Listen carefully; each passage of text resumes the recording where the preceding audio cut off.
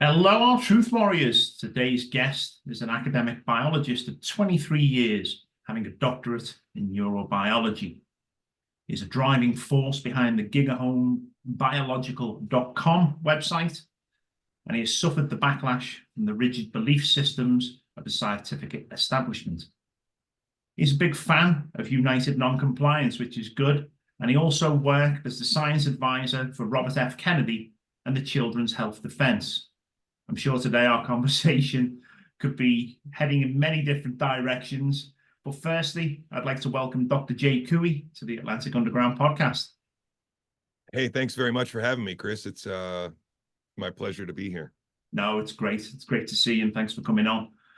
Jay, what has driven you to speak out and put yourself in the line of fire? Because that's a big thing for somebody to do.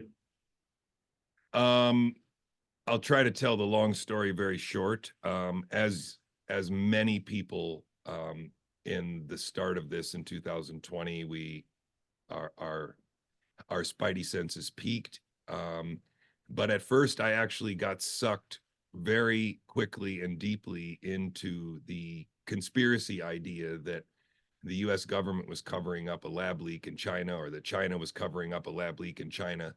And I spent a lot of time and energy trying to learn the biology underlying coronavirus, trying to understand what they were talking about with regard to gain of function, trying to understand the potential for what the worst case scenario might be. And it became very quickly obvious to me that, number one, yeah, they seem to have been, at least there are papers out there that say they messed with coronavirus in the laboratory in China and in America.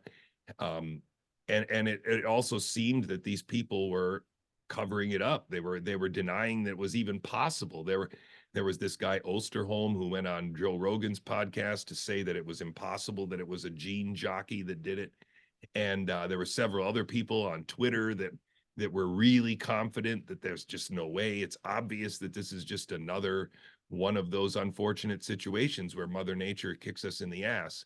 And it struck me as very strange that so many people were convinced about a few things. And that's really what started to clue me in. So they were more focused on attributes of the virus than they were about attributes of our immunity to it. Yeah. They were more focused on the potential of particular parts of the virus than they were to, let's say, general strategies to avoid getting sick in the winter. So no one started talking about vitamin D, vitamin C, exercise, eating well, chicken soup, all of these general, if you're not taking care of yourself, maybe now's the time to do it. This was nowhere on anyone's radar. And instead, so many people just happened to know that a furin cleavage site could be a very interesting indication of a lab leak, and that this spike protein was especially something to pay attention to. And that struck me as really odd, because I was a biologist with really experience since childhood. We haven't talked very much offline before this, but I was born a biologist. I was one of these kids who was handling animals and afraid of bugs, but chasing them and trying to catch them. And I kept snakes as a kid, and had rabbits, and anything that my parents would allow me to get my hands on that was alive. I was interested in it for a long time. I was going to be a veterinarian and then a marine biologist. And so I was, at the start of the pandemic, really excited about the fact that I was actually going to get to go back to immunology and what I thought I knew, and then explore this new idea of RNA virology. What are these coronaviruses? I thought they were just common colds. And so it was a really fun thing to read into.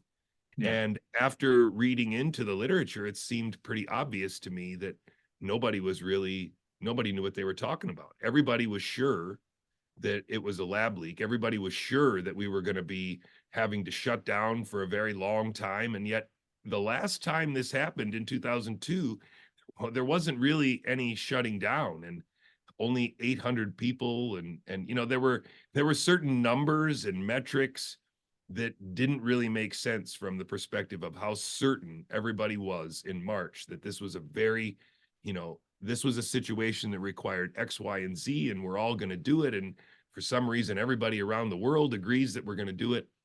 Yeah. And so as I tell this story, I'm reminded of how many times my wife reminded me, and I really feel like it was her that was always trying to remind me that I was a biologist. I should just focus on the biology. And I have been doing that ever since as best I can. And yet some reason or another, the story keeps coming back to whether or not the biology is even true.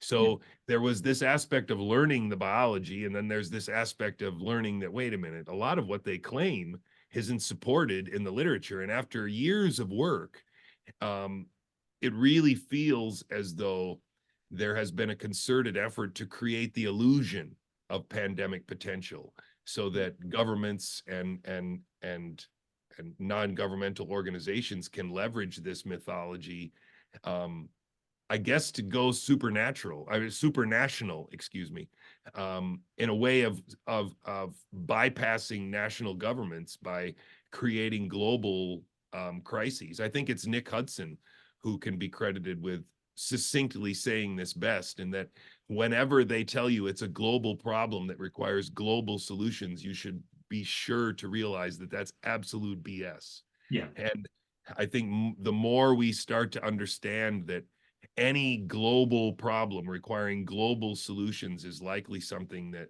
a mythology they are trying to govern us by, you can kind of see a lot of these things fit into that. Yeah. But with regard to your original question, at that time, I was a faculty member at the University of Pittsburgh, and I had a YouTube channel where I was teaching neurobiology on my bike. And I started to do this and virology on my bike, and then asking faculty members to watch these bike rides so that they could see that the lab leak story wasn't that crazy, and that actually we have been working on coronaviruses. We understand a lot about them, and there's no reason to be afraid of them because we have T-cell immunity to them. We don't even need antibodies. And I was explaining this stuff to faculty members and having faculty members like walk away from me, not want to talk to me, call me an idiot, tell me to read the New York Times. And so at some point they asked me not to come in anymore because I was endangering the faculty and making other people feel uncomfortable. And so unfortunately for the University of Pittsburgh, it seems like 2 months after they renewed my year-long contract, they decided to not tell me not to come in. So I had 8 months, and I decided I'm just going to keep teaching this stuff and keep learning this stuff and see if I can get somewhere with it. Yeah. And And not only that, prove them Sorry, wrong. go ahead. And not only that, prove that you were right and they were wrong. Yeah, well, in the end, I'm not even really sure if I did that. What I actually have convinced myself at this stage is that the gain of function is real, but only in the sense of the fact that they can make DNA and RNA. I think the really great revelation that I've come to over these past 3 years was after I was asked to help Robert F. Kennedy Jr. write his book. And at some point during this fact-checking assistance exercise, he asked me to define for him what infectious clones were. And in dissecting what infectious clones were, I kind of distilled RNA virology down to a non-pandemic potential. And so if I explain it as simply as I can, RNA viruses like coronaviruses are very difficult to sustain in a laboratory. In fact, they're unsustainable in a laboratory. It's not something, you can't collect a coronavirus from your backyard and put it in a petri dish and then just keep it growing like you could a mouse colony or an ant farm or a rabbit hutch and get rabbits and rabbits and rabbits. That's not the way viruses work. And in fact, the way that we study RNA viruses is that we use PCR and sequencing techniques to find RNA sequences in the wild. And then we take those RNA sequences and we convert them to a DNA form. And DNA, we have a lot of very easy ways using bacteria on a bench to make lots of copies of DNA. And so we can take that DNA and make lots of it. and then we can get rid of the bacteria, take the DNA and expose it to an RNA polymerase, which is an enzyme that converts DNA to RNA. And now we can have a big bottle of RNA that is essentially RNA virology in a bottle in a pure form that we could never collect and grow from the wild. And so this is the place that RNA virology starts from. And so when they say that they have identified pandemic potential, the only way that they can study it in a lab is to start with this bottle of pure RNA.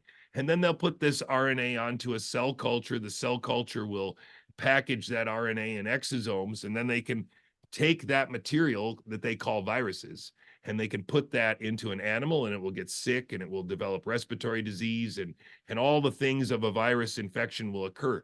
They can take those same particles and put them in a petri dish, and those cells will replicate the virus. They will also die from the presence of the RNA and the immune response that results. So or the cellular response that results. There's a lot of things that can be recapitulated experimentally if you take a pure quantity of RNA and expose it, transfect it into a cell culture. And that proxy for virology is used as a way of saying that what they find in the bat or what they find in a raccoon dog is pandemic potential. And the reason why, again, succinctly, they say it's pandemic potential because if they take that RNA sequence and they make DNA out of it, and then they make enough of it pure, and then they put it back in an animal, the animal gets sick. Yeah. And in fact, other animals that are in cages next to it might even get sick. And so they say that's pandemic potential. But what they haven't told the public is that if you don't make this pure quantity of RNA to start, the laboratory experiments don't work. Yeah. They can't recapitulate the disease in golden hamsters by getting viruses in the lab or in the nature and bringing them into a colony of golden hamsters. It won't work. Yeah. Maybe a few hamsters will get sick, but it's not going to be a sustained or sustainable or repeatable model of disease. The repeatable model of disease comes when they make a DNA copy of it, and then they can share that with their friends and make the RNA over and over and over again. And so the insight, sorry. Yeah, I was going to say so the insight that this provides with regard to the molecular biology of the pandemic is that if you realize that RNA itself could never be in this many places in this pure of a quantity, then you understand the only way, no matter if it's a few people or thousands of people, that they could share the same RNA sequence at the exact same time in Wuhan and in Washington and in Bergamo, as if they all got it from the same source. Yeah. And they want you to believe that's a bat cave or a laboratory, but that's highly unlikely. It's a man-made source. And the story would have been believable if those 3 outbreaks would have been the end of it, because that's probably as far as an RNA would go. But the idea that this RNA is still going, and it's now in different species and in white-tailed deer, and everybody's had it at least twice, suggests that a small quantity of RNA has now become an almost infinitesimal amount of RNA. And that is a biological phenomenon that has heretofore no basis in reality. But as I've just explained, if you realize that RNA virology is essentially taking sequences and amplifying them artificially so that you can then transfect things with them and see what happens, then you understand that the only way this could have happened is you've used that technology to create enough of this RNA so that the signal was around the world. Now, the other possibility, of course, Chris, that I think a lot of people have a hard time considering because it blows everything out of the water, is the idea that the signal was always there and we were just never testing for it. People have always died of RNA infection or inflammation due to RNA, and be it coronavirus or norovirus or RSV or whatever other virus you want to cite, a lot of them use RNA. And so if we just say contamination by RNA in our lungs leads to respiratory disease a lot, and we've always known this, and now we've taken some proprietary technologies and we're claiming that we can identify a special portion of it, and we're selling this as a new thing. And it's very, very possible simply because before 2020, we have no data. And after 2020, now we supposedly have 15 million sequences of this novel virus. Well, the analogy I have been using for a long time is automobiles. And the reason why I use automobiles is because no one would ever believe that a new automobile was spreading uncontrollably around the world. And all you had to do was go look in your garage, because everybody knows they're already there. Everybody knows they have automobiles in their garage. And so if you said there was a special Toyota that's spreading out of control, all you got to do is go in your garage and check and see if you've got that symbol. You would still not believe it because you already knew they were there. Yeah. And so the whole point with viruses is that nobody's thinking about them, but they were always there. And so if somebody tells you to go down in your garage and, wow, there's a new coronavirus there, and you believe them, it's as crazy as them saying, go down in your garage. If you've got a Toyota, you might be in trouble, because A Toyota Corona. Yeah. Yeah. I like that analogy. That's really good. A Toyota Corona. But I mean, is this why the testing and the Koch's postulates was not done? Because it said it just wouldn't work on this at all. Well, they've already, I think that's one of the things. I think Denny Rancor has made this point, and other people like Mark Bailey have made this point. I think Mark Bailey is one of these few people on the No Virus group that is very sort of grounded in focus and on this one thing. And so in that sense, he's done a very good job of keeping people focused on the fact that they've essentially gone an end around with viruses. They've said already that the nature of RNA virology and its intractability means that we have to use proxies like the presence of amplicons or sequences to indicate infection. We have to use proxies like cytotoxicity or cytopathic effects in cell culture has a proxy, because we don't have the technology to get any further than that. And of course, one of the things that even if we go back to AIDS already, people were already arguing about whether or not concrete proof have been provided that all of these, stories in the cartoon have been substantiated by real experimental evidence. And we're still at the stage where a lot of the cartoon biology surrounding HIV has not been substantiated really. And we've just gone on with things. And so I think that part of this is that there's a whole field, not a whole field, a whole institution of academic biologists that, number one, have been trained for years to stay in their lane. And you're an expert in this very narrow thing. And so when somebody's talking about this very narrow thing, you should raise your hand. And otherwise, you should first say, I really like your work and I'm so respectful of what you do, but I have a question about something, so you don't actually insult anybody's intelligence. And so there's a part of these people who accept virology just because it's not their field.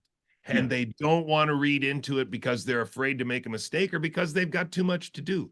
But because I had time, because I had the broad background, because I've always been this way, I thought, well, I got time now. Might as well download these papers while I can. And the more I read and the more I read, the more I realized that a lot of these proxies have been used to build up a whole narrative of something that the proxies don't really support anymore.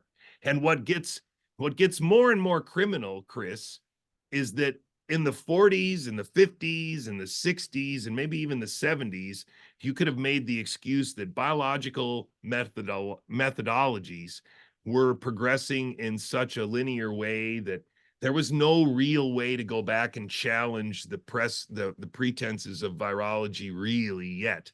But we are at the stage now where we have the genetic technologies and the fine tweezers to manipulate genes and manipulate RNA and DNA and purify it and sequence it without having to do amplification steps, that every single portion of the cartoon of a viral infection could be checked, could be verified, because their model makes very specific predictions about what you should measure with these fancy new tools. And these fancy new tools have already been verified on lots of other experimental paradigms. So all we got to do is take those tools and point them in a different direction. And let's look at some of the basic premises of virology and see if their predictions are validated. And they're not doing it. They haven't done it for 15 years already. They have had the opportunity to point some of these fine tools at the fine questions of virology, and they haven't done it. And I think this is a huge vulnerability that is there, but has been sort of, they've also taken care of that in their plan for the pandemic, in that they have seeded ridiculous versions of that narrative so that people stumble out of the skepticism of the of the healthy skepticism of it. Yeah. And I think that's what we were talking about before we got on. Yeah. If you question too much, then you start to stumble into how can we say it? You're not being productive anymore, and you're no longer fighting, and you're actually out somewhere thinking about questions that don't move the ball forward. And so if this is a flat earth, we're going to find out, and it's going to be fine, but we better focus on more important things right now. And I think there are many of these kinds of things now that are floating out there that are fireworks and distractions that are made specifically to make us lose focus and not save ourselves, not extricate ourselves from this building prison. And like when we spoke, before we came online, we were talking about Lyme disease, and I said to you, you know, I'm aware of the origins being Plum Island as a test facility, and you said, well, I think that's probably a red herring. And it got me thinking then, is the Wuhan lab, again, a red herring? Are they focusing people on a lab in China for the release of this pandemic that went on, when really it wasn't there? Are they deliberately pointing us and you know, the sleight of hand like a magician would do, and making us look somewhere where we shouldn't look while the real thing was going on? Because Chris, you've said it perfectly, because actually it's worse than that. Because remember, magicians often have people in the audience that they pretend they're drawing out as volunteers. And so during the pandemic, I believe very wholeheartly that not only is this a thing that is designed to make us, they have, the way that I describe it on my stream, I apologize for stuttering, is that they tricked us into feeling like we were the cast of Scooby-Doo. And that was it's a cartoon in America where teenagers solve a mystery by unmasking some monster, and the monsters always end up to be the mayor or some guy at a store or whatever that was stealing money from the town. And my point is that I think part of the pandemic that is most diabolical, that's hardest for people to see, is that they planned to get us to debate. That's exactly why I feel like I am such a great messenger for this particular aspect of it, because I fell for it hook, line, and sinker. I sacrificed my faculty position to fight for the idea that a lab leak was possible. And in doing so, I accepted the existence of a virus. I accepted the existence of the pandemic. I accepted the fact that something was happening. And so I was totally bamboozled into not even asking the question, are they lying? Yeah. Are they telling us a story? Have they fooled all the doctors into accepting protocols that they would never otherwise use? Have they fooled us into accepting a lockdown that we would never otherwise accepted? I didn't get to that question until almost the end of 2020. And that's how extraordinarily enticing the theater was to go, oh my gosh, they're covering up. Look, Rand Paul and Tony Fauci almost lost it on camera. That was crazy. And I was totally in. I totally bought into it. And that meant that I never once questioned the pandemic itself. Yeah. But it's funny, and like, that was the magnificent of it, because then they went into the audience and they asked people to come out of the audience, and those people agreed too. Yeah. And so it was just mind-blowing. It was an illusion of consensus that we now have to break. But that Scooby-Doo moment, it would be like watching an episode on HIV, and when they come to the end of it and they pull the mask off who it was, it would have been Fauci. Then to do exactly the same thing with the the coronavirus, and again the Scooby-Doo episode, and they pull the mask off, and it's the same person again. There's Anthony Fauci again. It's the same person that the magician pulls out the audience once more. And at this point, shouldn't the crowd be suspicious that, hang on a sec, that guy was in the other episode, or that guy was in the other magic show, and you're using the same person again to push this forward? I mean, that's questionable itself, up to the point that, again, the connection that you have with Robert F. Kennedy. He produced a book that actually exposed Fauci for who he is and what he's done. Is this guy just a bad actor, or is he just there for the money? Because he doesn't seem to really have any kind of specialist knowledge that brings anything further forward other than propaganda. His father, I think, is probably more significant than anyone wants to admit. I also think that we have to come to grips with the idea that there are a group of people who, in their mind, are governing us. Oh, yeah. And when people become part of that group, then they can behave like a part of that group, and they do. And so I think Tony Fauci, a long time ago, was, I don't know what you'd call it, brought in, hired by, accepted by this group of people that governs us. And I'm not talking about the government. I'm talking about weaponized piles of money. And Yeah, I would say he was groomed and specifically selected. Yes, absolutely. And so the reason why he is being used is because he has to be used. He's one of the only people that they have, and all of the people that he's groomed underneath him, like Burks and all these other people that all, I mean, Walensky, almost everybody has AIDS on their resume. And so they've all gone through the same tutelage of what virology is and how it is used to govern us. And I think as you get read in, you start to understand that as part of national security, these kinds of stories are used. And I think there are lots of people who know. I honestly do. I believe that that's the only way this works. That's the flip side of the, oh, come on, it can't possibly be a conspiracy because somebody would blow the whistle. Well, nobody would blow the whistle if they thought they were part of an elite group. Nobody would blow the whistle if they were part of an elite club. And if they know they're part of an elite club that they all agree to say doesn't exist, then I'm sorry, no one will break that. No one is going to rattle on that. Everybody that's not a member is currently auditioning. And that's what I see with a lot of these doctors and a lot of these posers on the internet now. They are all auditioning to be a part of this governing structure and auditioning to be sort of on that team. And it's sad, but even the billionaires like Bill Gates and that are still kind of auditioning to be in a part of the next level that we don't see. And so once you start to imagine it as a hierarchy that these people are climbing, then number one, you know why there are no whistleblowers, and number two, you understand why even the people that aren't yet in the hierarchy are behaving so ridiculous. Yeah.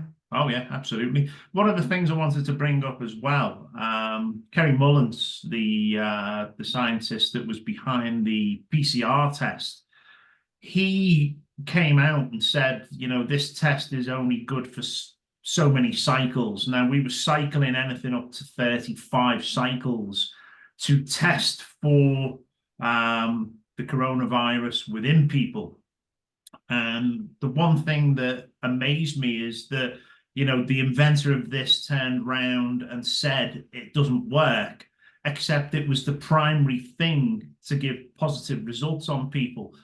What's your opinion on the PCR test in regards to its ability to test for things, and obviously the way that it was used during the pandemic on everybody to create this wave of positive results? I'm going to take this chance to switch over because I really want to. It's been a while for me, and I haven't said this yet. I'm going to say it to you first because I think it's really important. Let me see if I can do this right. I really feel though there's one really there's several important issues with the PCR that quite frankly not anybody has really talked about yet, and it kills me. So PCR is really simple, right? PCR is something where you have a target sequence and you're gonna make primers that are specific for the target sequence, and they're specific in this way because the sequence is double-stranded, right? And so you make a primer for this end and a primer for that end, and when you do PCR, this thing should come apart. The primers should bind, and then you fill in this gap, and now you have two of what you used to have one of, right? That's the whole idea. Yeah. So PCR is really cool, but we have all kinds of ways of increasing the specificity of PCR. And when we look back on the pandemic, you're going to find that none of these people were trying to be specific. And if they were only trying to be specific in certain places to create a narrative. So what am I talking about here? Well, here's your original DNA, right? That's the DNA you're trying to find, this double strand. And so that DNA could be a, let's say, 300 or 400 base pair fragment of the coronavirus genome. Remember that the coronavirus genome is 30,000 base pairs long, so a 300 base pair fragment's a pretty small fraction of that thing. Now, also keep in mind that in this 30,000 bases, there is around 31 proteins, although if you talk to RNA virologists, they will tell you that those proteins get translated and folded differently and cut differently. And so they could have other subvariants of those proteins. So it could be 31 major proteins with some variants of those proteins, depending on how they're translated or cut or post-translationally processed. So those 31 proteins, they're going to look for the virus by looking for a 300 base pair segment of one of the most conserved of all the coronavirus genes, and that would be the open reading frame 1A. So open reading frame, you often see ORF, it's open reading frame 1A. This is the part of the coronavirus genome that contains the RNA-dependent RNA polymerase, RDRP. And the RDRP is the enzyme that copies the virus. And why is this such a conserved enzyme? Well, because as you can imagine, it's the enzyme that copies the genome. So you can't get it wrong. There's not a lot of if you have a vice grips is very good the way it is. You don't want to change very much about it or it won't work anymore. And a protein that is an enzyme tends to, over evolutionary time, become quite optimized so that any errors in it tend to be detrimental or even loss of function. So what we have done in the PCR test is we've chosen the RDRP to look for. That means that we've chosen a gene that's basically homologous across all the known coronaviruses in the world. Now, they make the argument that, oh, we chose primers that are really specific for the RDRP of this virus, but that argument in and of itself is false. Because before 2020, the only way they found coronaviruses in bats was to look for this fragment. If they found that fragment, then they would use all kinds of other things like metagenomic sequencing or just random shotgun RNA amplification using random primers to try and find the rest of the genome. Yeah. And so they already knew this was a non-specific signal, yet the coronavirus PCR test in the United States, as far as I know, use this as the indicator, if not the only indicator. Yeah. They also look for the spike protein, but again, remember that the spike protein of a coronavirus, if I just draw it as a cartoon, this is not a real picture that I'm trying to draw here. And the real coronavirus spike protein is a highly varied protein, but there are certain motifs inside of this thing, including a hydrophobic motif that is responsible for the binding part and supposedly pulls the membranes together, that's the same across hundreds of homologous proteins across actually different species. We even have a protein called syncytin that has a lot of homology with these fusion proteins because it does a similar function. So the idea that the immune response to this protein will focus on some random part of the new virus, as opposed to the conserved region that's shared across lots of different RNA and other biological motifs, was ridiculous. Yet this is, again, target that for PCR, that will overlap with lots of targets. If you target some special region that's only in the Wuhan virus, well, then you'll have a lot more specificity. So the first point, this is only the first point about PCR that I'm trying to make, is that by the choice of primer target, they can choose specificity. And with a background that we know is rich in RNA, that's a very, very big assumption to leave to private interests and to the biosecurity state to make that choice. The second thing to remember is that those primers could be changed because nobody was paying attention. So at any point in time, they could ramp up or ramp down the specificity in any particular place. If they wanted to be sure that New Zealand and Australia found almost no cases of coronavirus and they got no confirmable PCR positives that were false, you could design a test that would be immune to that. Do you know how? We would use a very simple thing. We would do 2 rounds of PCR and we would use nested primers. What are nested primers?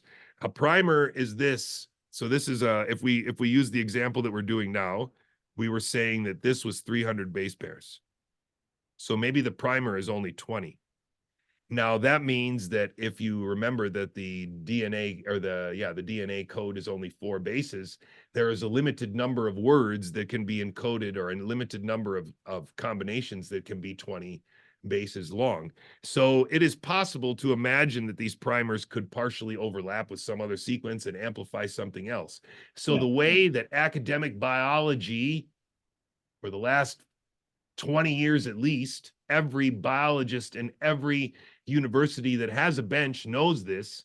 The way to increase PCR specificity many-fold is to just do another reaction where you put a PCR primer set inside of the first one. So that not only do you need amplification from the first primer set, but you need amplification from this primer set. And if this primer set doesn't amplify anything, then you won't consider it a signal. And so you can imagine again that if you wanted to be very scrupulous, you could take a lot of time to design these primers to make sure that nothing could get past, that you screened out for mimicry, that you screened out for overlap with human sequences or with any other background that you wanted to make sure you missed. On the other hand, if you wanted to have a lot of noise, if you wanted to have a lot of false positivity, if you wanted to create the illusion of a widespread epidemic, and you were given the opportunity to distribute tests like this, it would be trivial to design molecular techniques that produced fluorescence and indicated the presence of a virus when there was no RNA there, or where there was RNA from a background signal that you knew was there and you used to misconstrue it as spread. Yeah. And so there are so many ways that this could be done where it's not about cycling. And that's one of the things where we talk about red herrings all the time. Arguing about cycling got a lot of molecular biologists pissed because you know what they said? Cycling won't get you past nested primers, you guys. You don't even know how PCR tests work. But those same academic biologists didn't have the responsibility and the duty to themselves to go and check what the FDA approved for the first 220 EUA FDA approved PCR tests, which were single amplicon non-nested PCR tests.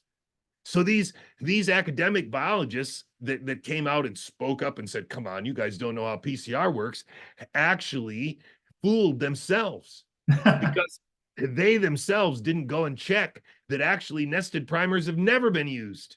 And if they were used, they were only used in Australia. Well, why would they use it there? Because they wanted you to believe that lockdowns worked.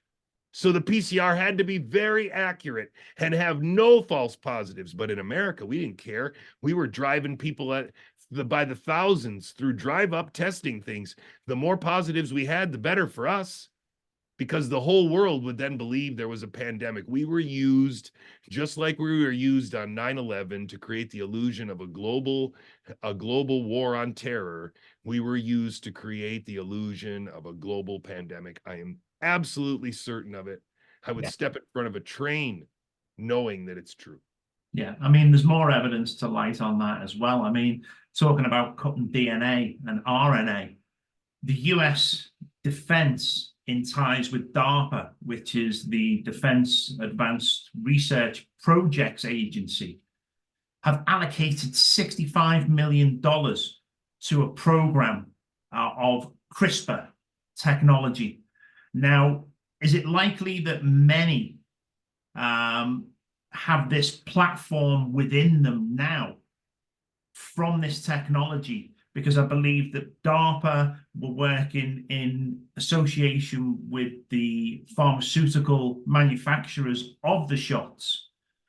Is it highly likely now that this CRISPR technology is in the shots within people? It's created a platform within them that is now lying dormant, but can be triggered at any time.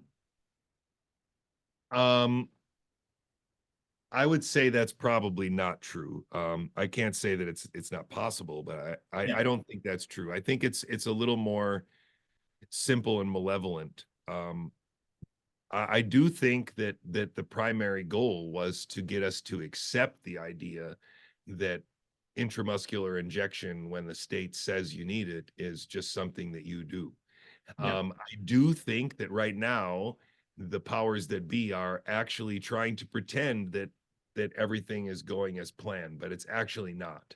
And I think that that's one of the big illusions that social media is able to sustain right now. It's able to give the illusion that many more people bought in, that many more people are on board, and that it's just an inevitable future that we have where these kinds of technologies are going to work. We just got to work out the kinks or whatever it is. And I think that push is on both sides of the narrative. It feels as though there are on people on both sides of the debate about where the virus came from. They all agree that in the future this is where we're going. And one of the things that's become very clear to me after listening to a lot of these people talk is that they have been frustrated.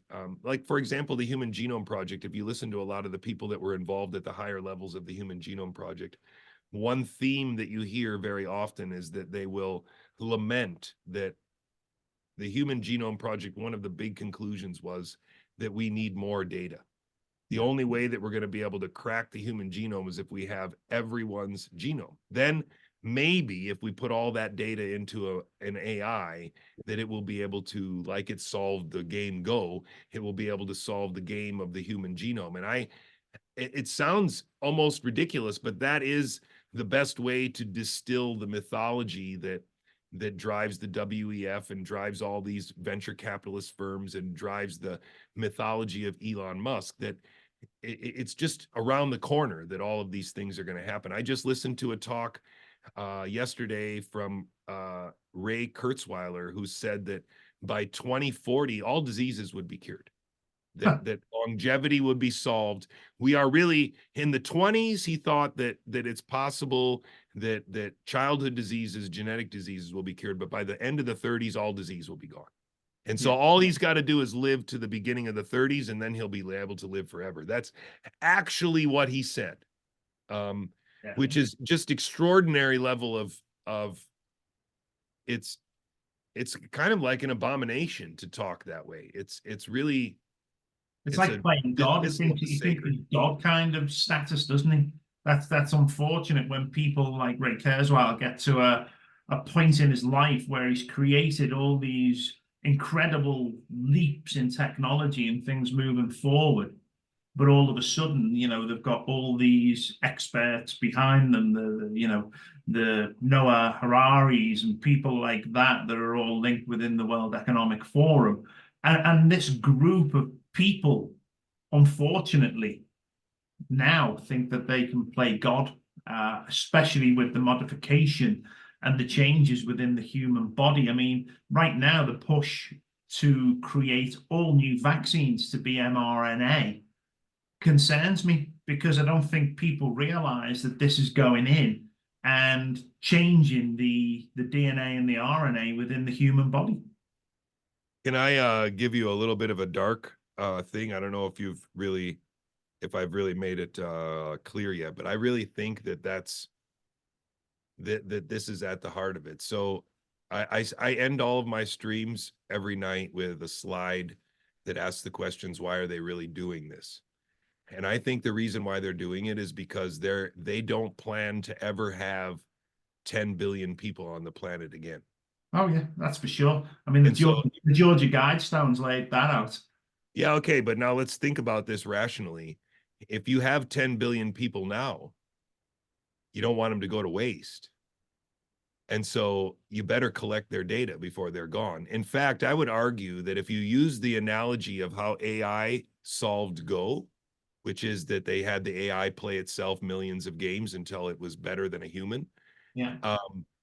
this is their opportunity for that level of data creation and data collection that will never exist again. You can't create 10 billion functioning human genomes with medical lifetimes of medical data with a simulation. You're Mhm. not going to get a population like China out of a simulation. You're never going to get that data again. And they know that China's already collecting. So we need to get collecting or we're going to fall behind. We're going to lose the race. And if their AI cracks the code before our AI cracks the code, well, now you understand why all of these leaders are willing to throw our families under a bus because they want our kids. They don't want us. Our medical data is already useless. Our genome's already expired. Like they want a babies. The only way they get babies is to convince our kids that we're old crudmudgeon idiots and that the way forward is to give your data to the state. That's why the NIH has this program called All of Us now, where they're asking people to voluntarily turn over all of their medical and genetic data because they're arguing that this is the way that we're all going to win. You know, it's like, wow, okay, maybe in theory, but what they're actually doing is inverting our sovereignty so that they can take it by force. Yeah. Do you think that They're not going to.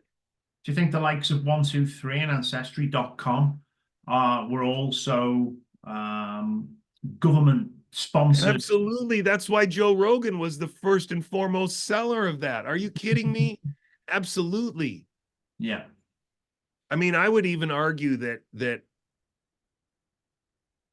yeah, I mean, I think that there's no real limit to how we should potentially model what they are doing because what they need to do is what they have said in TED Talks. They need the data.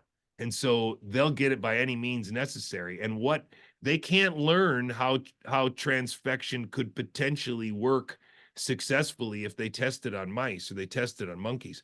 The only way they can ever hope to make this a safe and useful means of augmenting a human being is to test on human beings. Now, separate from that, I will say that transfection is never going to work to augment a human. It is never going to be appropriate for healthy humans.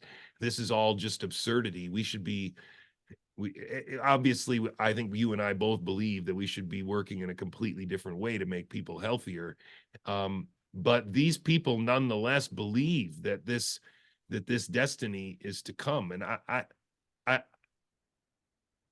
I guess it's just a matter of how is this ideology going to fracture humanity and how are we going to recover from it? Because that seems to be the inevitable future, is that these people are going to fracture humanity. And so the question becomes, how are we going to either mitigate that or how are we going to prepare for the recovery? Yeah. Uh, What do you think about the term junk DNA? And you know, are we possibly holding inactive DNA that would have been naturally activated, possibly during a period of a 4,700 year cycle of the universe? You know, and is it possible that this widely distributed weapon that we've seen now is there to hijack possibly the natural ascension of humanity? And are the likes of chemtrails up there possibly blocking certain energies coming into the planet that would help open up and activate junk DNA within people? I'm very hesitant to that would be just me speculating. I do believe that there is reason to be skeptical of the fidelity of understanding that they claim. I do know for sure that my experience in neurobiology has led me to firmly believe that the idea of looking for genetic causes or correlations with genes is just an absolute waste of time. And it is just an insult to the sacredness of this irreducible complexity that we are. But I do understand how many people have bought into it. But when you say junk DNA, remember that's a remnant of the time when, and I still think it is. It's a thing that biologists say in order to deny how much they don't know, and most of the time it's disingenuous biologists, because I think there are academic biologists out there that understand the limits of their science and are just happy to dwell within it, but then don't feel any responsibility to speak out as a broad thinker. And that's part of what I find very frustrating. I don't think I should be the only person who is enthusiastic enough about biology and also decided to go into it professionally that can now step back and say, wow, everything I've ever known since I was a little kid tells me this is wrong. And that's what I find most disappointing about the current crop of adults, is because it doesn't seem like very many people are waking up. So I'm worried, but I'm also not worried, because maybe that's not how it's supposed to happen. Maybe it's supposed to be the kids. And so I've been focusing more on trying to heal this divide. I think that's you're talking about, we let college kids go back to college, take tests, follow the edicts of college deans, and eventually transfect themselves, best case scenario, with an RNA and a lipid nanoparticle that was fairly clean and fairly pure with whatever they intended it to be, but it's still a transfection and it still probably screwed them up. And we need to turn to those kids and say, wow, I'm really sorry that we weren't there for you. I'm really sorry that we didn't say stop. And how can we sort of make it up to you? And I think that's part of the way this works, because maybe one of the ways out is that to keep people away from university for a few years. Yeah. But Yeah. your question about junk DNA is one, again, that I think people have to start to explore more the idea that what we have been told over and over again about the Human Genome Project was completed 10 years ago, and since then we've made so much progress in understanding all this stuff, and it's basically all done. It's just a matter of rearranging the chairs a little bit, and then we'll call everybody in the room and make the big announcement. And people need to understand that there has been a vested interest in this that we don't know. Yeah. I'm not really responding well to your question. I apologize. No, it's good. No, it's fine. No, Well, well, junk DNA is one of those things that when it comes up, I always get triggered by it, because it was something that even when I was in high school and my high school biology teacher was saying it, my first question was, but that's an awful lot of wasted energy and time and resources keeping things that we don't need and could potentially be, I guess, detrimental, right? I mean, if we're supposed to make sure we don't turn it on, what happens if it comes on? What are those things? And then in that discussion, it was actually my high school teacher who said, wow, maybe it's not all, maybe we just don't know what it is. And Yeah. that was already one of the moments that I can still remember very clearly in my head as being a little step in the staircase of being a biologist, and really being like, wow, I really want to know. Yeah.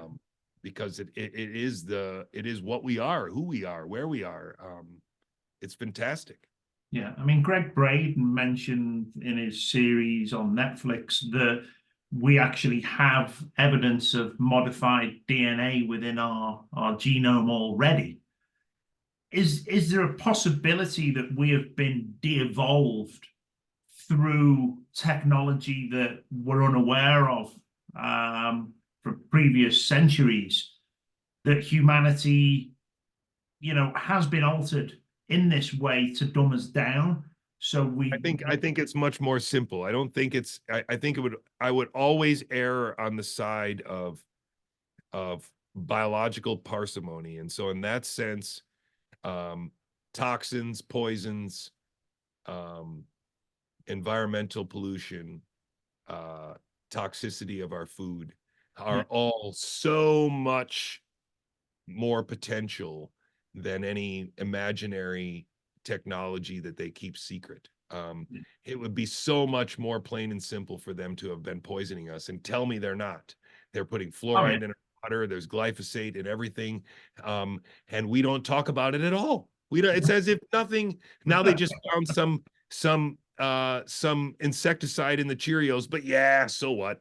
And so we're left with this endless list of potential for disaster that we're supposed to ignore, and we're supposed to focus on the virus from Wuhan, and we're supposed to focus on the effects of the spike protein or the DNA contamination. They knew already 5 years ago that transfection was inappropriate in healthy humans. It might work for cancer, but those people are dying. It might work for genetic disorders, but those people live a terrible life. It doesn't work for beautiful 4-year-olds that are just starting piano lessons. Like, give me a break. Yeah, that's it. Now, tell us more about your work and what you ended up doing with Robert F. Kennedy and the Children's Health Defense. Yeah, so I worked for Bobby for a year on the book, and basically what that was a lot of fact checking. So if a paper was used, I would kind of check to make sure that that paper said what Bobby said it said. And there were a couple times where I had a Zoom call with him where I would explain a paper or tell him whether that paper was right or wrong or why I was removing that paper. Um, and that was a very I loved doing it. It was really fun. But on the other hand, once it became very clear to me that the possibility that they just lied about it was not going to be in the book, I started to be have very I started to be have little sort of qualms about it. Yeah, I didn't really know how to handle it. And so Bobby and I had a discussion about it, and Bobby explained to me that he wanted it to be a historical document of what people said and what people thought. And so what we now think, or what you think it might be now, isn't gonna make it in the book. And I don't know, I feel neutral about that. I'm yeah, fine with it. You know, Children's Health Defense has a partnership with um, with Skyhorse Publishing, that they publish under their own name, but it's Skyhorse that's doing it. And so they have their own thing, you know, where they publish books and raise money with those books. And I think a lot of the stuff they publish is really important. I think the Vaxxed Unvaxxed book by Bobby and Brian Hooker is probably the most important book they've put out. I think the Fauci book is great, but the book by Brian Hooker, I think, is extremely important, because in that book, the biology of why vaccine schedule in America should be put under intense scrutiny is something that unfortunately I don't think is getting out as much as it should. yeah, So anyway, long story short, I worked for Bobby for a year. After that, the my friend and colleague in the editorial group that worked for CHD advocated for me to be hired. And so Brian Hooker hired me in July of 23. And I worked for Brian for about 6 months. And on January 4th, they ended my position because of something that I said on my December 23rd podcast between minutes 38 and 43. In reviewing that time period, I was um, speculating about the fact that Robert Malone was taking a dig on CHD, and that CHD had helped him early on and had published his book. And so I thought it was really weird that he was saying that Bobby wasn't the best candidate for president because he's not a very good manager. And his statement was that CHD was his evidence of Bobby not being a good manager. So I was talking about why that was odd, and I was disappointed that Robert Malone said that. And it was weird because he's very good friends with Meryl Nass, who was the longtime scientific advisor of CHD. And so it seemed like not only was he kind of stabbing Bobby and CHD in the back, but even his good friend Merrill. And those 6 minutes were apparently somehow objectionable and they let me go. So the reason why I can tell you that is because they offered me an $8,000 non-disclosure agreement and parting, I don't know what that was. But I turned that down. And so I'm pretty open with talking about what they do and what they don't do. I think there are an enormous number of really good people that are in CHD, but I also think that there are probably some meddlers there that make CHD less effective than they could otherwise be, and probably waste some of their resources that would otherwise go to better places. A good example might be the fact that they've tried to start CHD EU, but all that's basically been is a lot of money being taken from CHD USA and thrown over there. And so if you look into CHD, you're going to find a tremendous number of good people. The first and foremost being Brian Hooker. Brian Hooker is a hero for the ages. That's the guy who drove across the country to talk to the CDC whistleblower face to face, and basically blew the lid off of this whole story years ago. And maybe that's part of what CHD does, is just kind of contain the juggernaut that is Brian Hooker. I don't know, but for me, Brian Hooker is the hero of CHD, and if you're supporting CHD, you're supporting the work of Brian Hooker. And if you want to support CHD, I would say don't donate any money. Buy this book and give it to a friend, or buy 10 of these books and give it to a friend, because you'll help CHD and Brian Hooker, who I know for absolute certain is a good guy.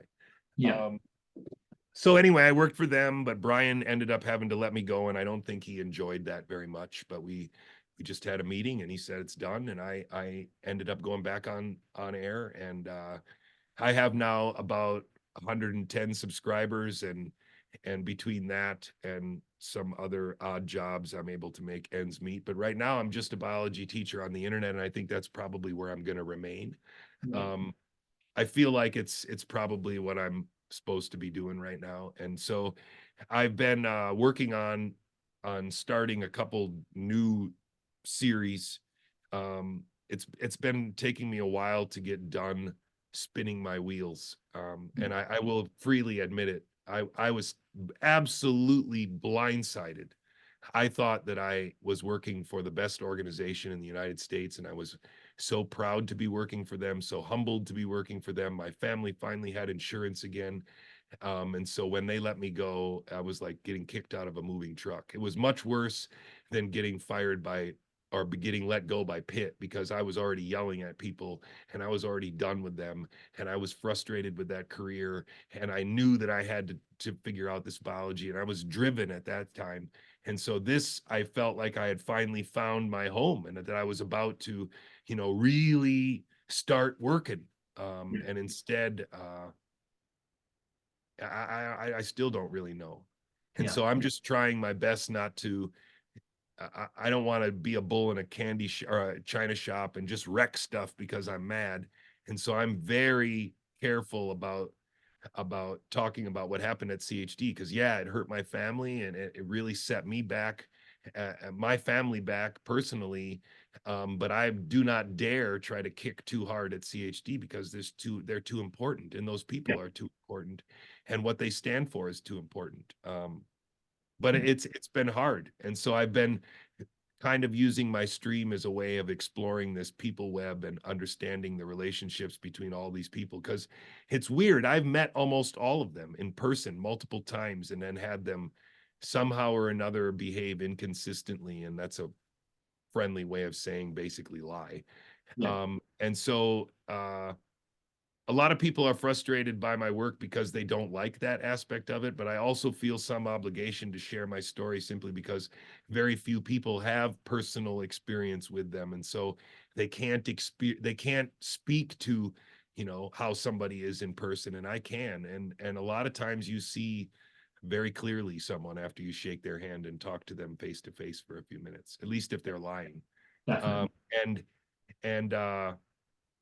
so that's where I am now, is trying to rebuild my platform. I've got a peer tube which is kind of an independent clone of YouTube that I'm storing my videos on. I'm on Twitch and on other places, trying to fight against what I'm now calling in grand terms the worst case scenario narrative. Yeah. And I feel like climate change is a worst case scenario narrative. Population is a worst case scenario narrative. Running out of resources or food or whatever it is that we're running out of now is a worst case scenario narrative. And in fact, the pandemic is a worst case scenario narrative.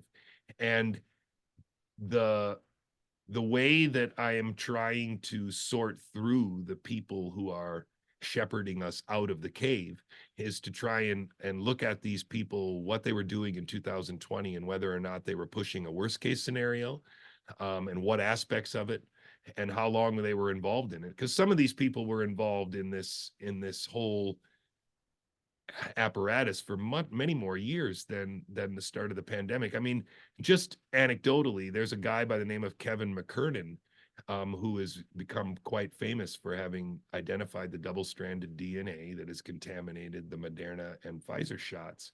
And him and this guy from the University of South Carolina named Buchholz have now started this kind of campaign to find cell cultures that have DNA that seems to be integrated into the genome, and even trying to find patient samples where they can look for integration of this DNA in the genome. And I find it interesting to note that Buchholz, for example, was very early on a high proponent of PCR testing and very involved in the sequencing of the viruses and all that other stuff.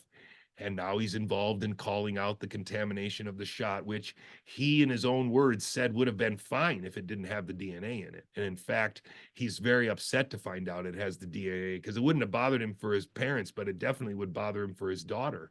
And so saying those words out loud reveals all the truth that you need to hear.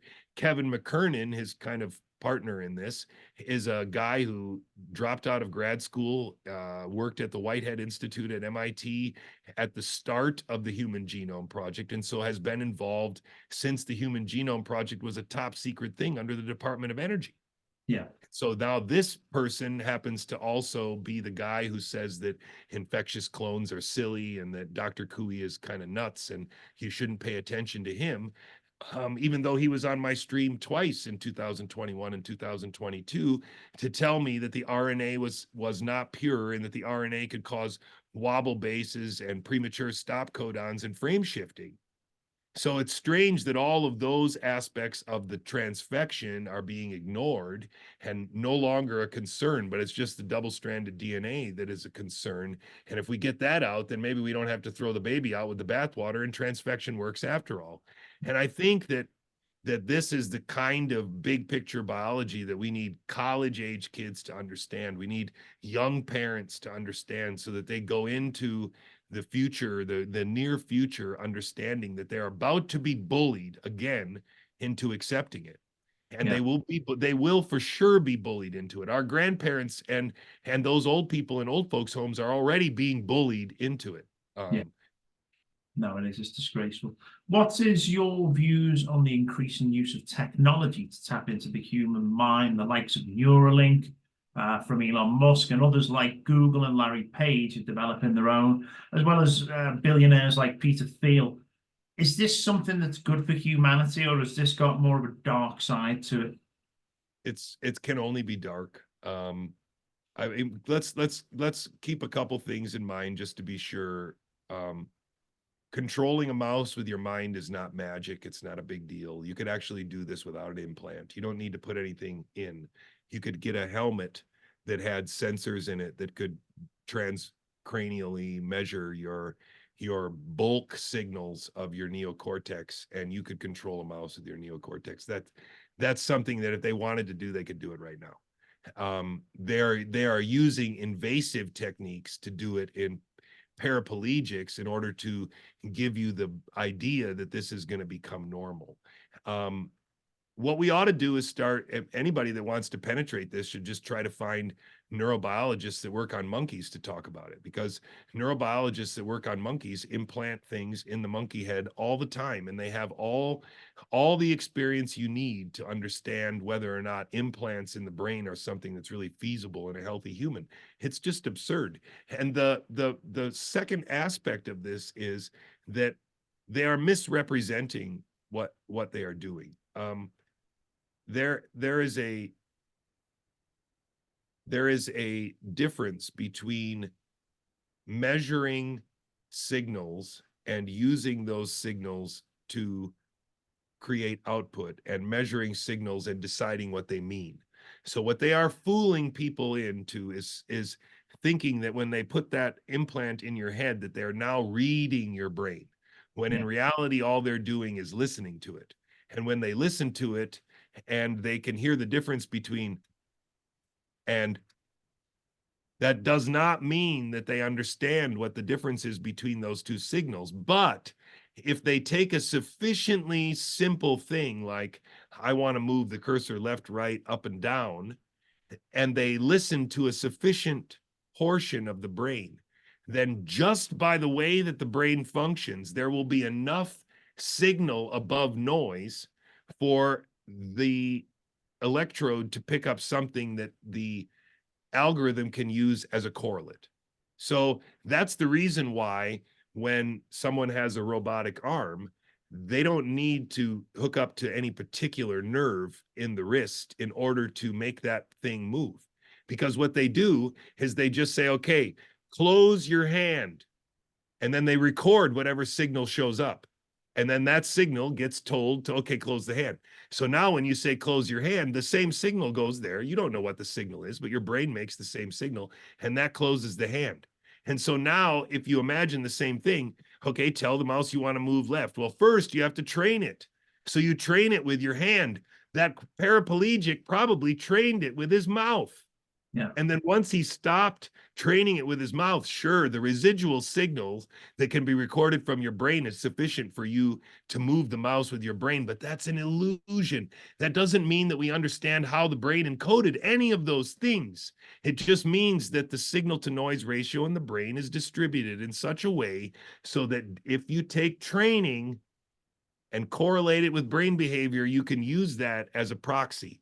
And that relies on the person also understanding it as a proxy, because that person will be told off screen, you're still going to have to move it with your mouth. Yeah. It's just that we're not going to put that thing in your mouth anymore. And eventually you will learn, your brain, unbeknownst to us, will learn how to, you won't have to do that so much anymore. And slowly your brain will learn how not to do that. But that's a process we already understood. We understood that from joystick movement, that we could take a joystick and use it and use it and use it. And then now you could stop and imagine using the joystick and the same signals show up. We knew that for decades already. So the idea that you're tapping into this, it's literally a stage show. It's a magician's trick to make you believe that we're a decade away from being able to read everything in your mind. And before you know it, you're going to have to go to work when we tell you to, and you're not going to be able to go to the bathroom without being monitored. All of these things don't require the magic technology. They just require everybody to be required to wear a monitor. That's it.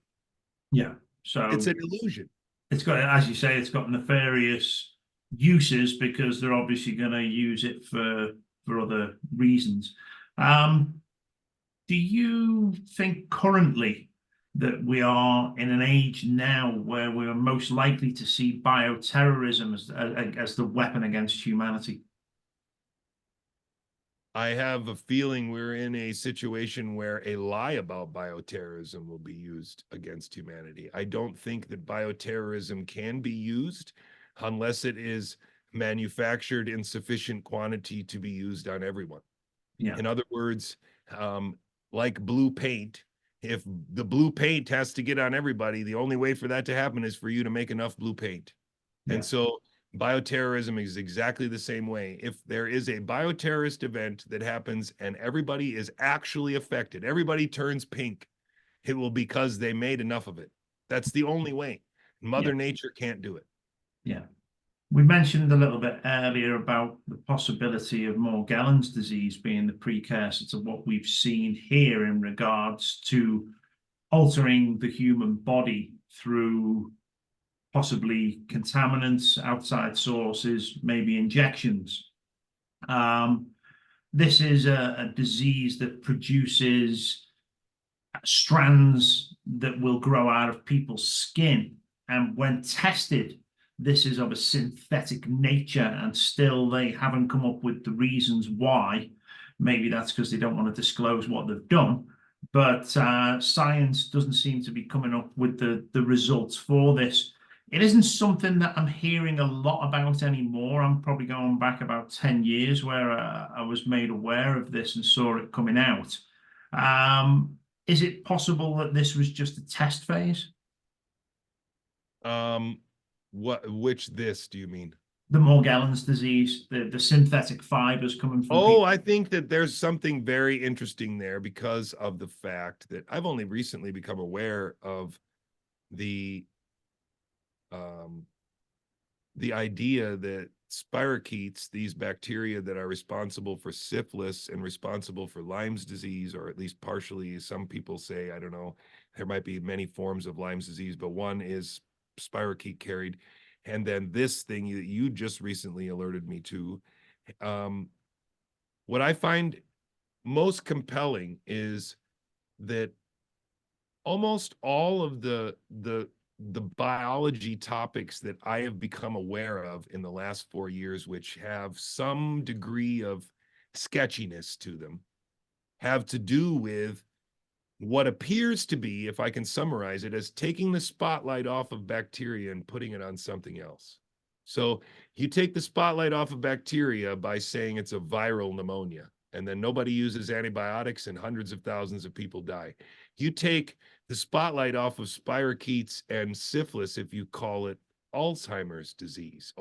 And I'm starting to wonder to what extent, I mean, this possible pattern of taking the spotlight off a bacterial cause and putting it on essentially non-living cause. What if it's a prion? What if it's a virus? What if it's a virin or a virion or whatever they are that are naked RNA?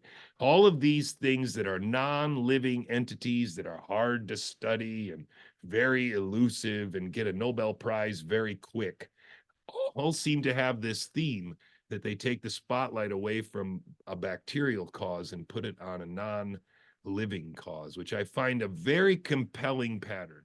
Yeah, yeah. Now, we mentioned a little bit earlier when we were talking about fluoride being something that has been put into the water. It's been used by dentists, and it's been known to be something that is a dumbing down agent. But also within the problems that you mentioned there with people with the likes of Alzheimer's, this is linked, so to saying, to the amount of aluminium that is around us, whether we're cooking with it, ingesting it through many different forms, foil and stuff like that. Well, fluoride is a byproduct of the aluminium smelting process. So is it likely that both of these things are what is causing cognitive problems in people? I mean, as we said earlier, I think that toxins, environmental toxin and toxicity are always where to start, and we never start there. Yeah. And America is surrounded and bathing in toxins because of our FDA and lack of FDA, whatever you want to call it, the way that the FDA makes it possible for us to be drowning in toxins. Yeah.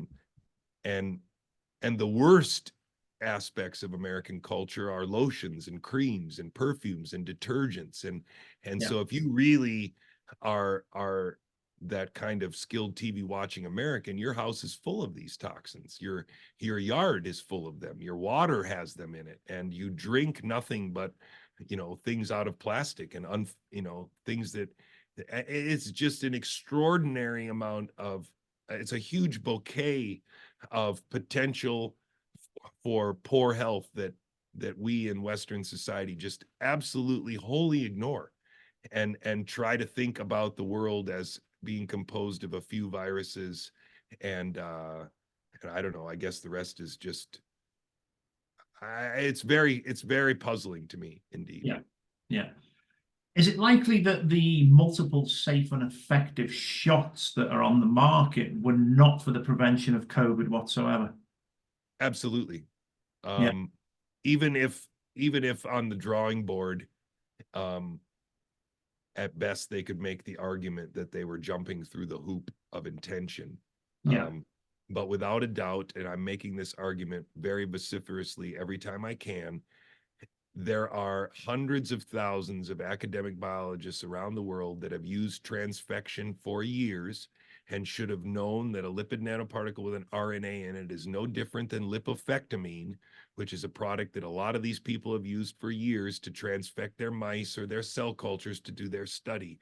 So they should have known from the very beginning when they were told that these were investigational vaccines, that they were actually transfections, and they should have taken the responsibility to teach everyone they loved that these were transfections and that whatever they're saying is wrong. So many of these people still have a waking moment in their future. They need to have this waking moment or we will not survive, because our children have to have this waking moment, and they won't if college professors en masse don't have a waking. They need to understand this Yeah. and take responsibility for their being asleep at the wheel, even if they just apologize to every classroom of college kids that comes this fall and they say, you know what, guys, I really blew it. Yeah. They need to do it.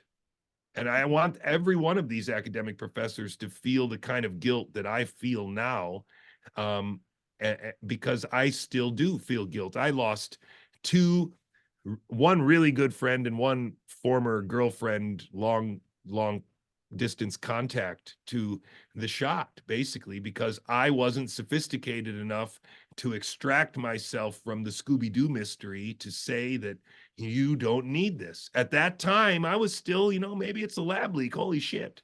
And so then all bets are off. If you say you're not going to take it, I'm going to decide to take it. And so if I could have talked to Nathan, my friend, the way that with what I know now, before he took the transfection, I might have saved his family. I don't know, but now he's gone. Now Yeah. they have no father anymore. No, it's disgraceful, and there's thousands like that as well, and people just don't.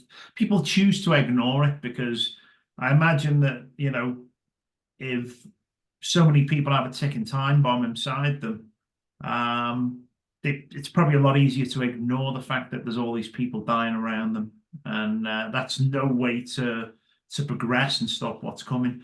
Now We have a neighbor. We have a neighbor that we used to live next to. We don't live next to her anymore because we moved 2 years ago. But at the time, I didn't have a job, so I was working on my stream and I was walking my kids to the bus, and I would walk with her every morning. And I was explaining to her what I was doing, and I told her that I was friends with Bobby and writing this book with him.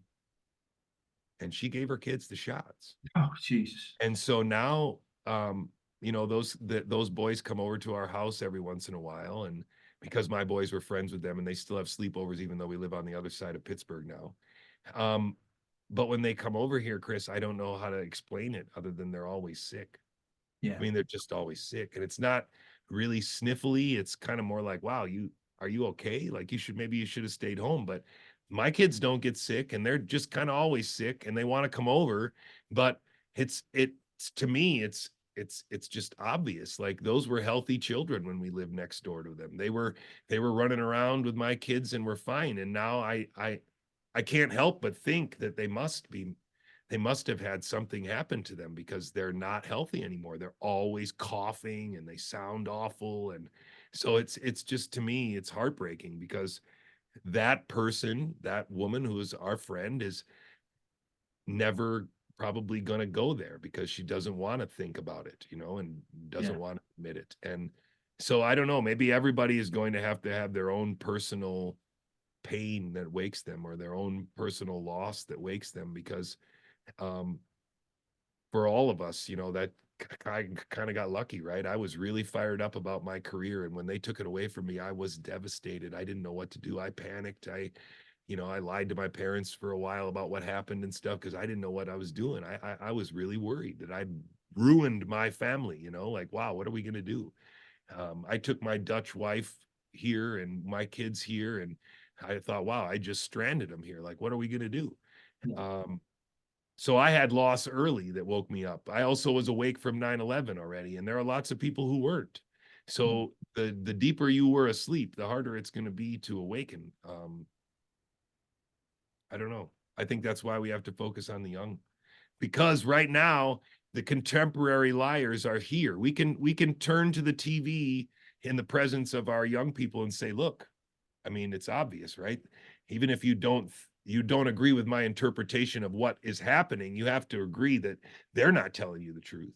Yeah. And once we can disconnect them from that, then we can start maybe empowering them to critically think about what's really happening and see through it. Because the whole system is obviously gamed against us. There are people who aren't affected by the banking system, and then there are people like us who are enslaved by it, right? Yeah.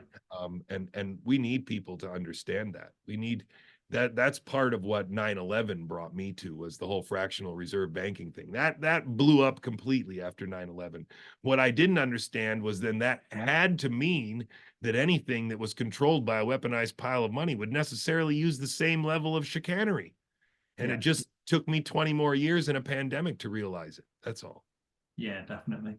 Now, would it be a fair observation to say, obviously, what happened in Wuhan and the images that we were seeing of people dying, and then the whole propaganda machine kicked in, was a big driver towards pushing the vaccines into people?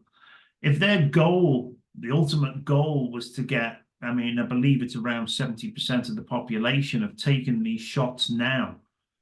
If that was their ultimate goal, we know that it was not for the prevention of something that they made up. I mean, this is the most elaborate hoax I have ever seen in my life. But what do you think the true purpose of the vaccine is? As I said, before, maybe I didn't get it out as clear. I really think it is for them to achieve a sort of acceptance of the idea that intramuscular injection, and specifically transfection, augmenting with RNA it works. They want you to think that this is the way forward in medicine, because the next step will be, of course, that, Chris, your immune system is specific, so we can't use the same RNA that we use on you that we use on Jay. And so the next logical step is personalized medicine, where we don't ever have to test anything again, because everything that we make is for you.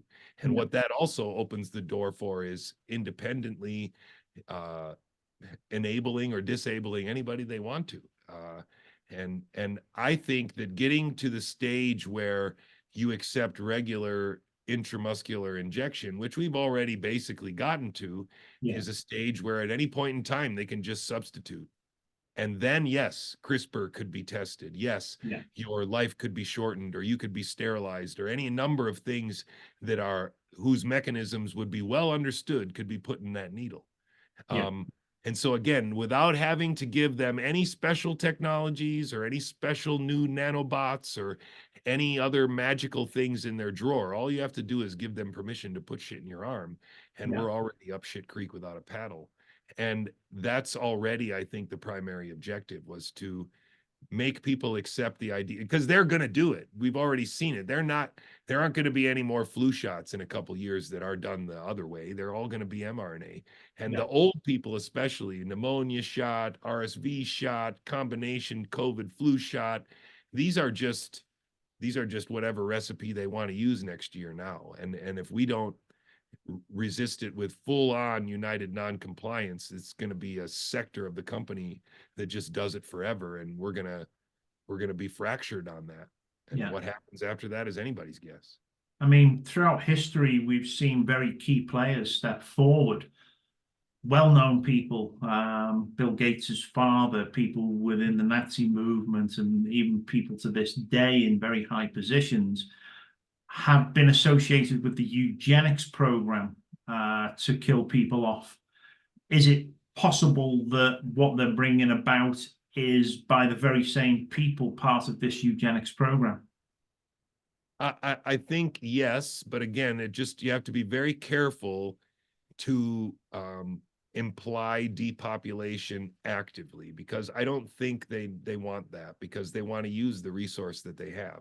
If you think about it as a multi-generational battle that we're in, I think what really they're planning on doing is something like you got a population that went up here, and now as they ramp it down, they want to collect the data as they ramp it down. This might be 3 generations.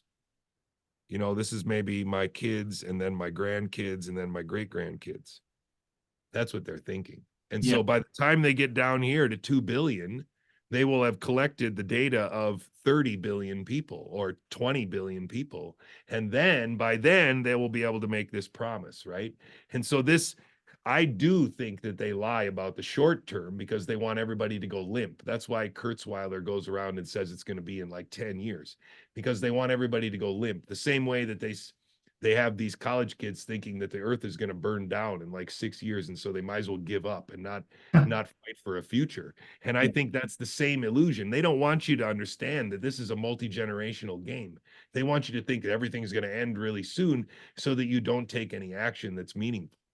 yeah, But they're not going to waste this resource. These are, if you look at the area under the curve, this would be a tremendous number of people to just kill off and throw in a ditch, when you could collect their data over their lifetime, which is exactly what Craig Ventnor and Lederberg and all these old school connected to the Genome Project from the very start have been saying from the very beginning, that we need everyone's data. yeah.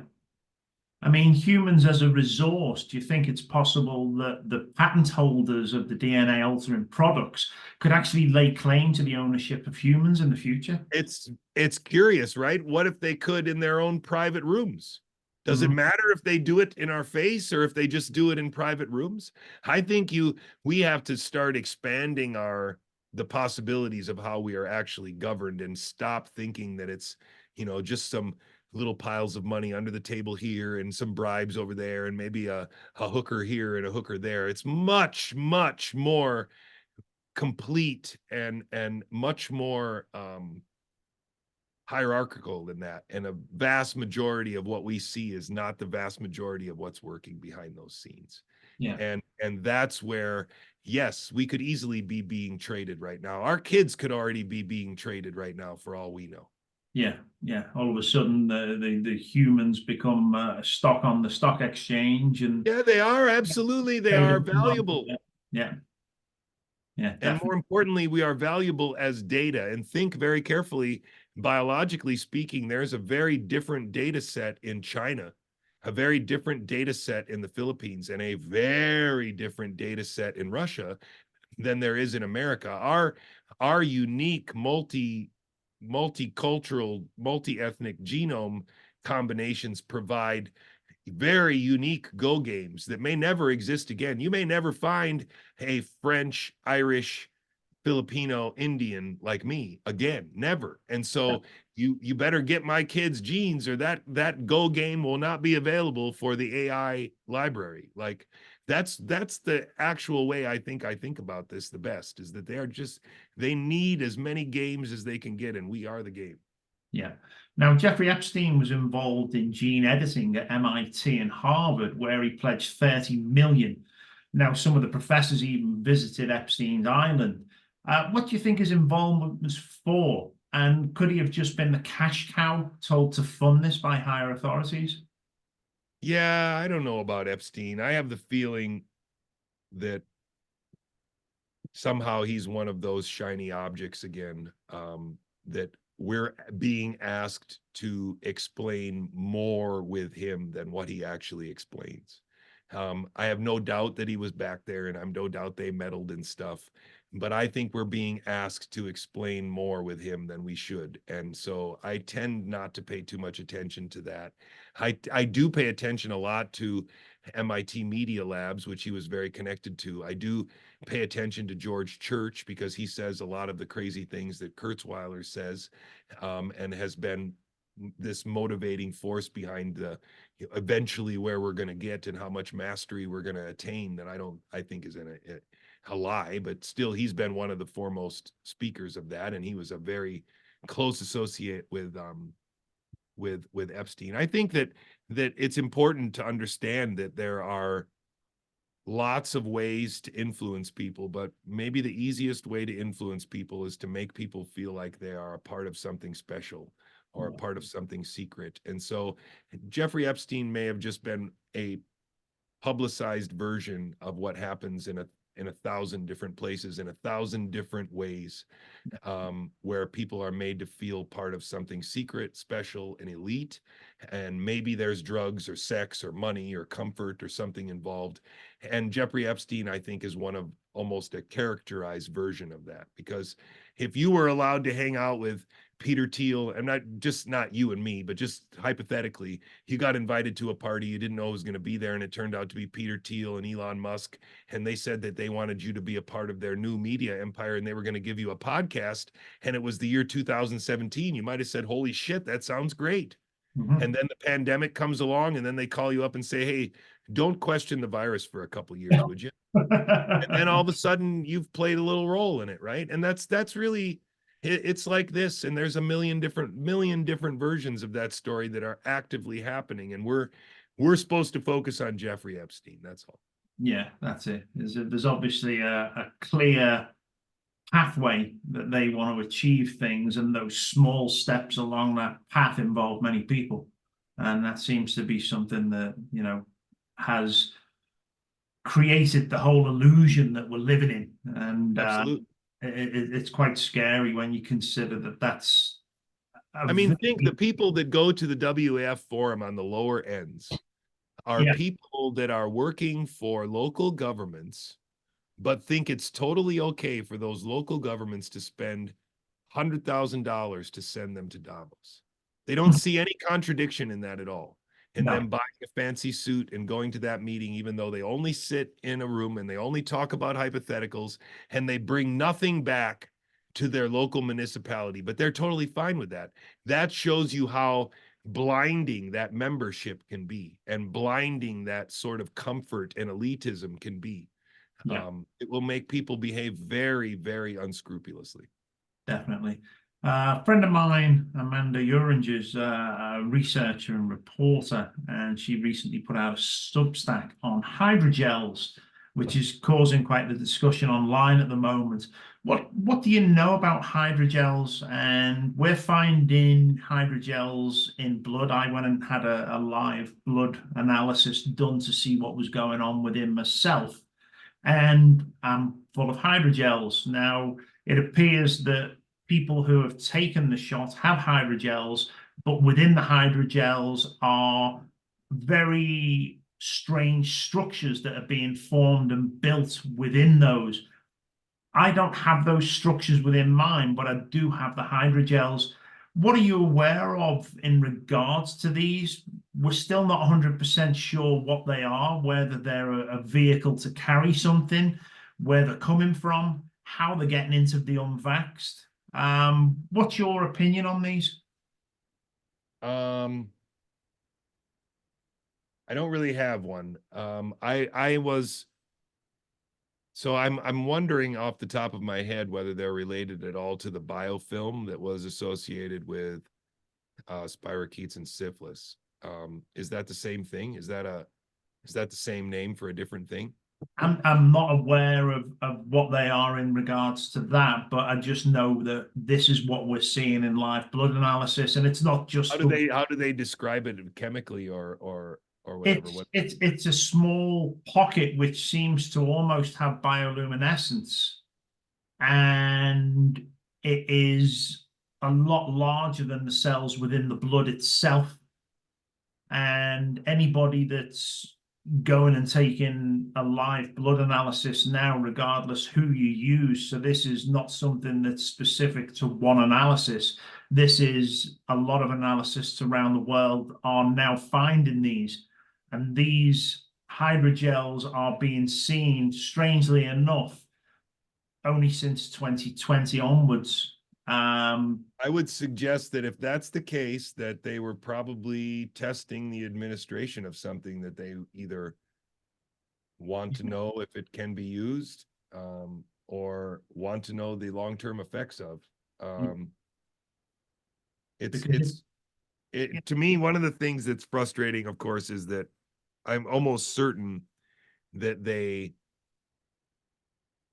put different stuff in different places so that people would be confused because different things happened in different places. And those stories would allow debunking, those stories would allow ridicule and some things to sound absurd. And so if there was a contaminant in Spain that somebody could take a picture of under a microscope, but they couldn't find it in America, then it'd be very easy for them to say one was nonsense. So with regard to that, and if we look at this as a pre-planned thing, then I don't think they would have let this opportunity go to waste. So if there were things that they wanted to test, I guess they probably did test them. And therefore I don't dismiss out of hand the idea that some people might have these graphene particles or something like that in them as yeah, well, because it's only a question of intention. I mean, if this was really an opportunity to test a few technologies without without the knowledge of anybody around the world and use it that way, then I'd put nothing past them. yeah, It's unfortunate that those things make resistance harder because they are create natural places where meddlers can create uh, disagreement where there shouldn't be, right? And so it's tough. They are very, very organized. They have thought a lot of this out, and we are in the middle of a progression. We shouldn't be thinking we're getting toward the end. We're in the middle of it. yeah, Even if we're off script, they are behaving as though we are right in the groove. And I don't think we are. I think we've got them off course. And so we as a collective need to keep the pressure steady, so that we eventually run the ship aground. I don't know where we'll run aground, but I really don't think we're going to the destination they intended. I think we would be in a much different place if they had as much success as they intended to when they said there was going to be a winter of severe illness and death for everybody that's not vaccinated. They were still hoping at that stage that they were going to be able to bully us into a greater percentage of taking the shot. Because if they get rid of the control group, they win. yeah, That's what I think is the issue here. They needed whole families to buy in, but they didn't. They fractured families. So now there's a sick half of the family and a healthy half of the family. That's a problem, yeah, right? You've got teachers that can see it in their classrooms, but don't dare say it out loud. Wow. So there's kids with 15 days that they miss, and there's kids with no misses. And they can see that that's a pattern that didn't happen 3 years ago, but they can't admit it to themselves. But all of these people are going to start to see facets of the elephant. And it's just a question of us being able to keep beating the drum so that they all, when they see it, they feel the courage to acknowledge it. yeah. What do you know about the extent of the influence of the World Economic Forum in regards to what it has over the sciences and universities? That's a really, wow. In my experience, it had none. In my experience, the main influence of anything on universities is the NIH and everybody that provides money. So from a biological faculty position, it felt very much like a game where I guess you could say it this way, you either found a way to make yourself indispensable to the faculty with some other means like teaching or grad student recruitment, or you could make yourself useful somehow if you were lucky and you brown nosed enough. But if you were independent, the only way to make yourself untouchable in the university was have so much money they couldn't kick you out. Yeah, And so that meant that you were wholly dependent on the funding agency giving you money. yeah, So I was often taught that way by my colleagues is that I should think of this as a game of money. If you get enough money, you can do whatever you want. And if you don't get enough money, then you're going to have to listen to all these people and do what all these people say and take all these people's advice. And until you get RO1 money, you're going to have to play that game. But once you get RO1 money, you can tell everybody to shove it. So the university system, I think, gets impinged upon differently depending on the department. And so because the university isn't only biomedical faculty, I think you get influence from other places which also receive funding and grants. And so in that sense, that's, I think, how they get to them. But it's an indirect science. I think science in the grand scheme of things is more immune to that kind of influence, like from WEF kind of influence. But if the NIH is influenced by the WEF or the, you know, I think the WEF is a very specific kind of military industrial complex coordinating group. I think they must be primarily involved in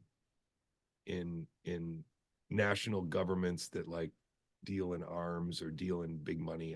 I don't, well, I'm trying to think of multinational trade, you know, because most of the partners in the WEF are multinational corporations. And so they serve the interests of them. And I don't see that so much in academic biology. It's the isolation that works. Yeah. So. And do you think there's conflicting interests in regards to the funding to a lot of science in universities through big pharma?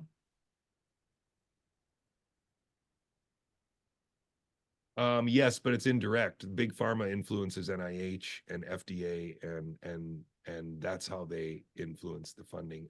There's more and more funding available for academic science, but so much of what industry is interested in is things that can be turned into a product, and so much of academic biology is a couple steps away from that. And so, or a weapon. Even as I'm talking about it right now, I'm kind of feel like I'm making an argument for the fact that academic biology could still be saved. Yeah. It isn't so directly corrupted, but it is corrupted mostly by this model of specialization where it's, oh, you're almost, I'll give you an example.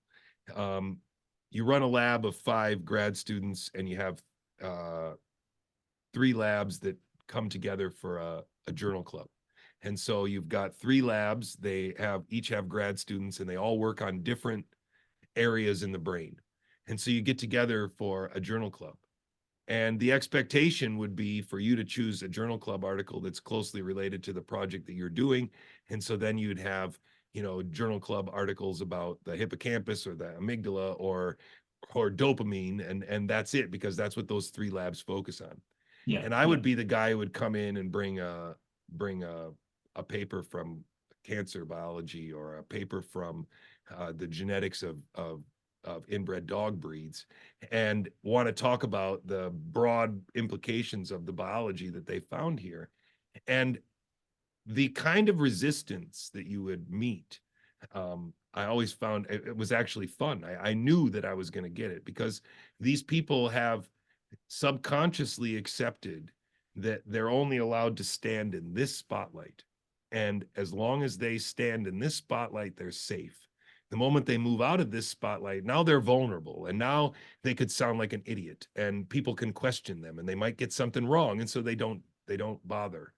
And I have never been that kind of student, and I think that that's where academic biology has its greatest weakness, is that they don't have any faculty members. Even the department head does not bother to try and understand what his department's big idea is, because there is no big idea. There's 35 very tiny focused ideas. Yeah. There is no neurobiology department in the United States that has a focus on something, and we're all working on it, because that would defeat the whole, they would all be competing for the same money then.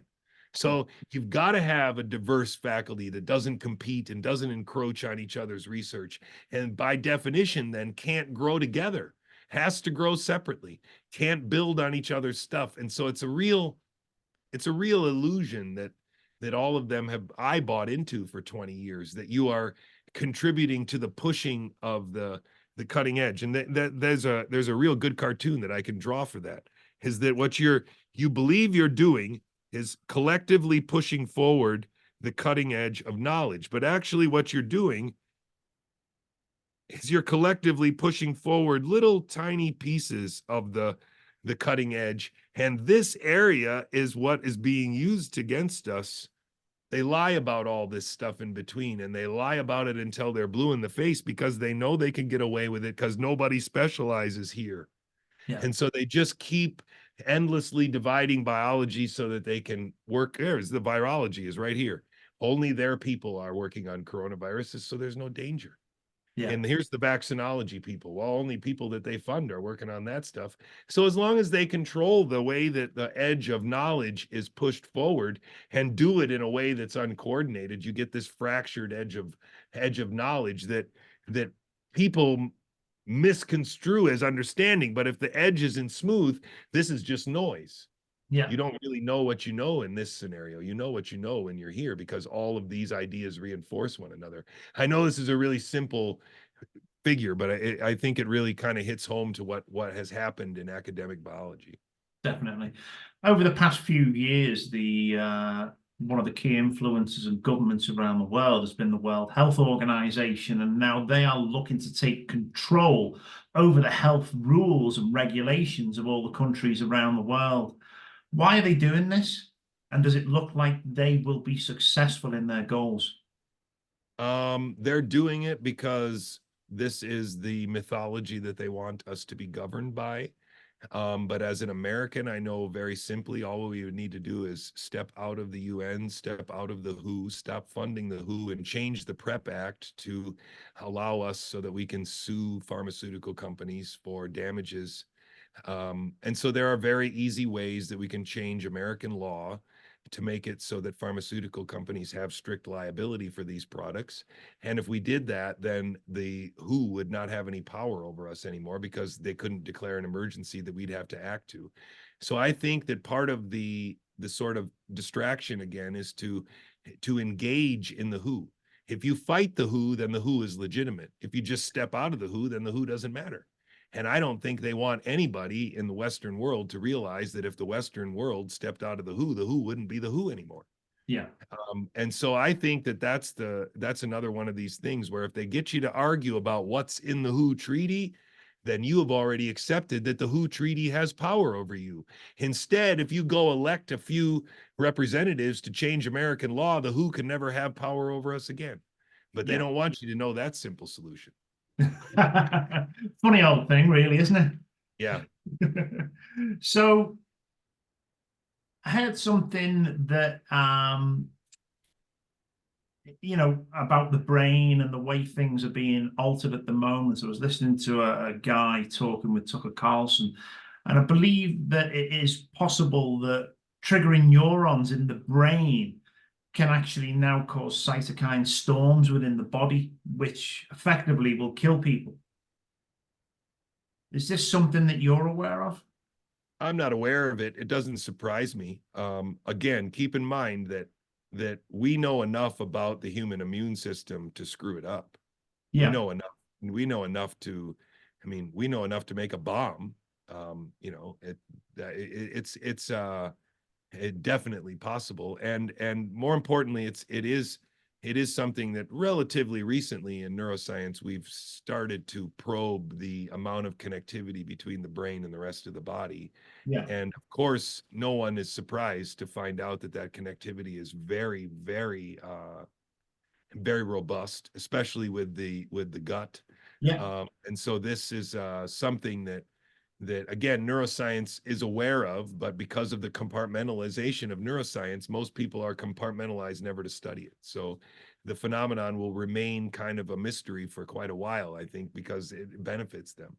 Yeah, I remember looking into stuff and researching about how, we all talk about the gut instinct, but the actual connection of the gut being a major component to the information that goes to the brain, the same with the heart as well.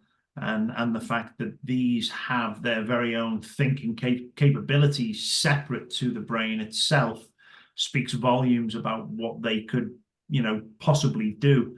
And it makes me wonder as well whether if we focused our attention more to these areas, what it's possible for humans to do in their own development moving forwards in regards to, just sitting there. I mean, a lot of people may think meditation's something that is, pseudoscience, crazy stuff, stay away from it.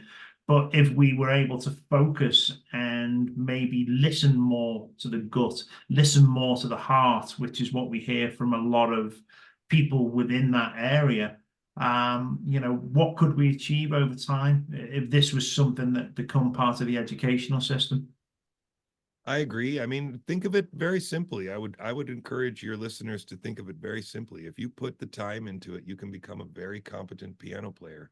If you put the time into it, you can become a very competent athlete. And if you put the time into it, you can become a very, very healthy individual. And I don't think that you can underestimate how much a concerted effort to improve one's health will improve one's health. They don't want you to understand how how just the choices that you make in your daily life can, that's 99% of the game. I mean, if we all could manage the discipline to get up before sunrise and eat a decent breakfast after a half an hour of reasonable exercise, the vast majority of us don't do that would feel a kind of revelation that we didn't think was possible. There are probably 150 million Americans that haven't exercised with a reasonable schedule in 20 years. And all of them would benefit from a change in schedule that just included 20 minutes of light exercise a day and a slight change in their diet. But the idea that so much opportunity exists, so much potential exists, and yet we focus on what pill we can take or what supplement we can put in or what intramuscular injection our doctor recommends for us, shows us, it should show us how little responsibility has been left for us when we should have had all the responsibility. We should take all the I remember when I was a child, I had many adults say, the reason why you shouldn't use drugs is because your body is a temple. Mm-hmm. Have you ever heard that in the last 15 years, that your body's a temple? I mean, my goodness, if we just started with that simple phrase with our 2-year-old kids, why you don't go to McDonald's? Because your body's a temple. Why don't we smoke? Because your body's a temple. Why do I eat all these organic vegetables? Because your body's a temple. Why are we exercising this morning again, Papa? Because your body's a temple. Because it's your one thing that God gave you that you have responsibility to take care of. Besides the garden that is the earth, you have a responsibility to take care of the God-given body that you have. And we have, as Americans especially, it's just disturbing how we have given up the stewardship over our own bodies. It's just disgusting. Yeah, it is definitely. Now, with the push towards the rest of these vaccines becoming mRNA products entirely, and we know that there's different rules and regulations and laws within the pharmaceutical industry, which allows them to not have as many restrictions on developing vaccines. Can the likes of the hippocampus nerve cells be altered by spike proteins that will then cause possibly dumbing down of people or even just the onset of depressions? If it goes there, that's the thing. I mean, wherever the nanolipid nanoparticle goes, it will potentially provoke an autoimmune reaction, which will necessarily, if it were to go into neurons, my assumption would be that the nervous system would probably take those neurons out. Yeah. And so if the potential is there, I mean, it could also go to your brainstem. It could also go to your breathing center. I mean, there's lots of different potential, given the fact that the lipid nanoparticles can actually go anywhere, including across the blood-brain barrier. And so it may be just a question of how unlucky you got. If the vast majority of the transfection that you had occurred in your liver, then you probably were okay. If the vast majority of the transfection occurred in your ovaries, maybe you'll never notice because you don't plan to have kids. But if the transfection occurred at the blood-brain barrier, you probably had a stroke and you don't tell anybody about it. So it's a thing again where that worked for their advantage because there wasn't a consistent signal across this damage because of the bouquet of possibilities that is provoked by this, wide distribution of it. So that's also what makes this story of the bolus idea, that if they hit a vein, it's much worse. It makes it interesting because that does indeed suggest that the transfection could go different places depending on how it entered and interacted with your body. And so I think there's no question that this worked in their advantage because this again made it very easy for them to say, oh, the myocarditis was from the adenovirus, and so we'll get rid of the J&J shot and then everything will be fine. And I think a lot of this was really an orchestrated theater to get you to believe that in the end the mRNA was pretty good, and only because they rushed it was there any real problem with it, and the next batches are all going to be great. Yeah, I mean, do you think that obviously the vaccines have, I mean, we mentioned earlier that the vaccines probably have a more nefarious purpose, but a lot of the deaths that we're seeing were just something unexpected in regards to a side effect? I think that the way you should think about it is that they knew transfection would hurt a lot of people. They had no idea really the prevalence of it. They didn't know if it would integrate in everybody's body and everybody would produce spike protein forever, or if it would only be in a handful of people. So the only way to do it was find out. Yeah. And again, I would argue that from the perspective of an operation like this, the potential for it backfiring would be greater the smaller the focus of the population was. If you just focused on old people and never went lower, they would have got caught because the old people just die, right? And they would now be able to blame it on COVID forever because the temporal correlation between the shot and the death would start to stand out after a while. But if they know that young people are more likely to see, this is another thing that people probably aren't really thinking in terms of their model. But if transfection is something like a punch in the face, you or and I might be able to take a really good punch in the face and not, shrug it off, but it'll suck, but the bruise will go away. But if you take an 80-year-old and punch him in the face, it might kill a certain percentage of them.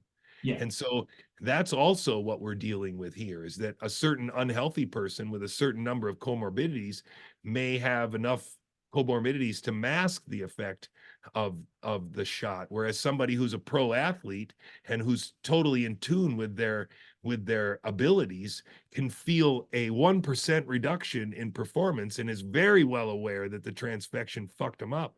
But somebody who wasn't excuse my language, I'm sorry, but someone who was never able to run up the stairs in the first place isn't going to notice a 2% or 4% decrease in their already compromised stamina.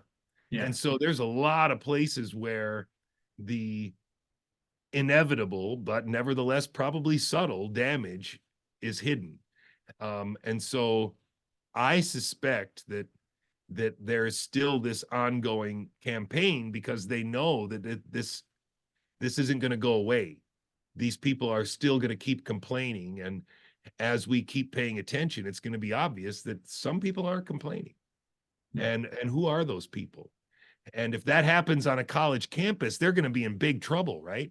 If that happens in a couple male fraternities, for example, they're going to have a big problem if that starts to leak that, hey, wait a minute, the pledgers from this year didn't have to take the vaccine and they're all the cancers in the seniors. What the hell's going on? Why are there 4 seniors that have cancer this year, but none of the freshmen get it? Something like that. These stories are going to start to pop up all around the world, and more people are going to be confronted with the truth that some people aren't affected by these stories. Why is that?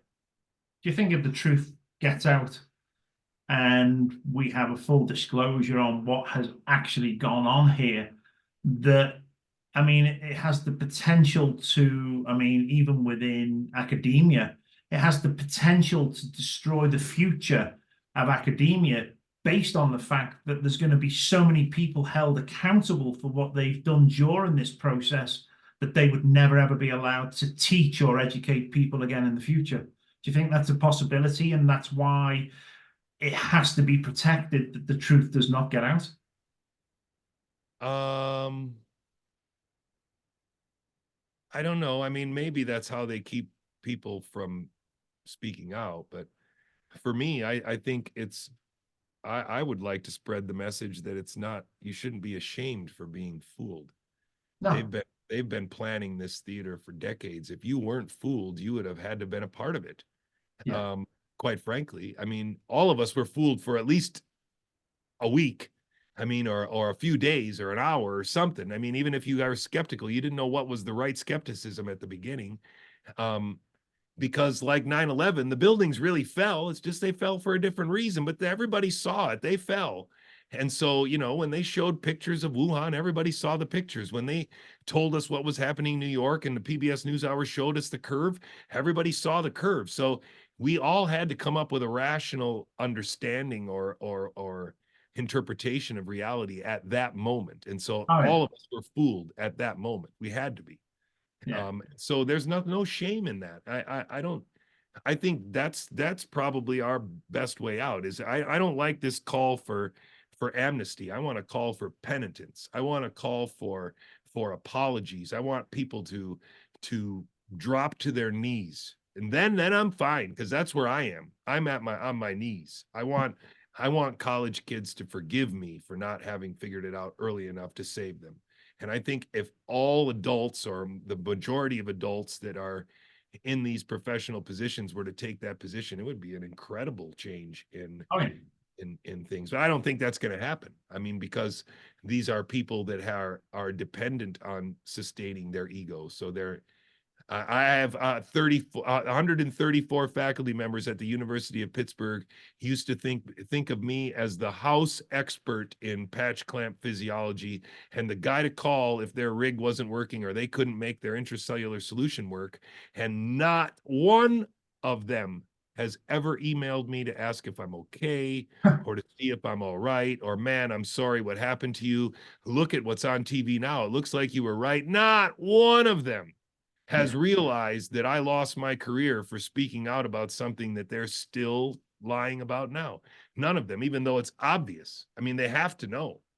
Oh yeah. But you know, living the lie is going to eat away at the soul. It's going to absolutely destroy them over time, and that is a cross that they're going to have to bear, unfortunately. Yeah, unfortunately, yeah. Yeah. I think that's a great time to wrap things up here. I mean, this has been an absolutely incredible conversation. I urge everybody out there watching this to share it. And I urge everybody out there to comment on it and come back to us with some feedback on this. Before we go, Jay, I don't know whether you want to fire up some of your graphics there and let people know where they can find you and show them, you know, what you do, because your website and the work that you do is probably one of the best put together things that I have seen in a long time for anybody's. It's really a great compliment. Thank you very much. I would just say, yeah, let me see. I would just say, first and foremost, remember that they showed you a little picture on the news of this little curve right down here at the bottom of the blue and the red. That's all they showed you, and they said that something new was happening. But actually, what you should realize is that this blue line down here is the number of people that died of pneumonia every year since 2014. And if I move my big head, you will see that that number hasn't changed very much at all over a decade. And then suddenly, almost 3 times as many people started dying of pneumonia than had ever died in the history of modern medicine in America.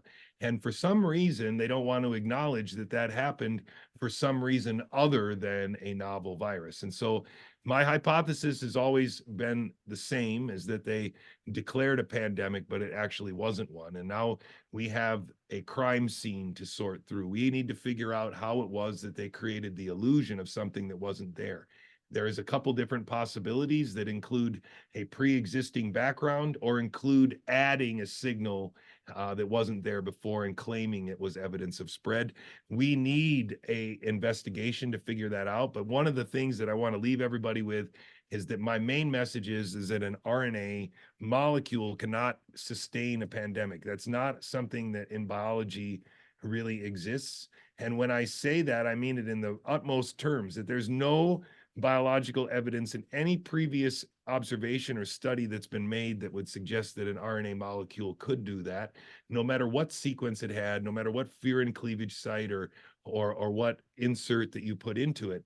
And I think that from a broad perspective, that my best message that I can give you from GigaOM Biological is that intramuscular injection of any combination of substances with the intent of augmenting the immune system is dumb. And the reason why that is because your immune system is oriented inside out. And so if you want to teach it something, you need to teach it from the outside in, because that's where it's expecting to learn from. That's where all the signals come from.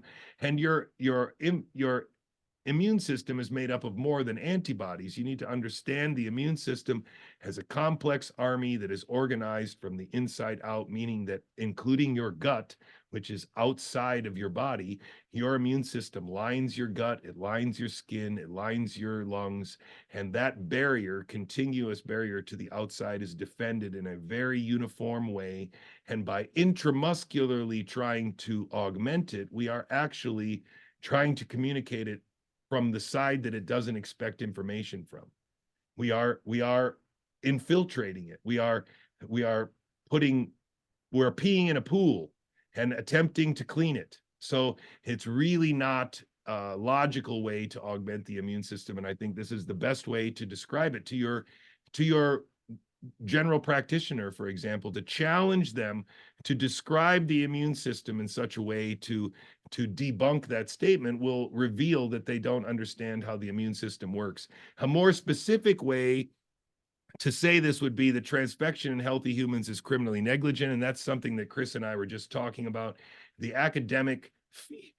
big field of academic biology already used transfection for more than 10 years to do almost all of the experiments that they do. So they should have known better than to use this on our healthy grandparents, and they definitely should have known better than using it on healthy college kids, never mind children. And then if you really want to get down to it, again, remember that RNA can't pandemic. That's not what RNA molecules do. And again, he said it right. I'm available at gigaombiological.com. Gigaom.bio is like a little message room that we all chat together. And then my independent place where you could also find my broadcasts is at stream.gigaom.bio. And that's way more than enough plugging of myself. So thank you very much for giving me that opportunity. No, it's fantastic. We really appreciate the work that you do. We appreciate that you're speaking out and trying to. And as we said, it's better late than never. Regardless of when people are waking up, if people wake up now to what's going on, if people no longer can take the burden and the weight upon the shoulders of living the lie that they live and are prepared to speak out, it's still not too late. We need more people. We need as many people as possible.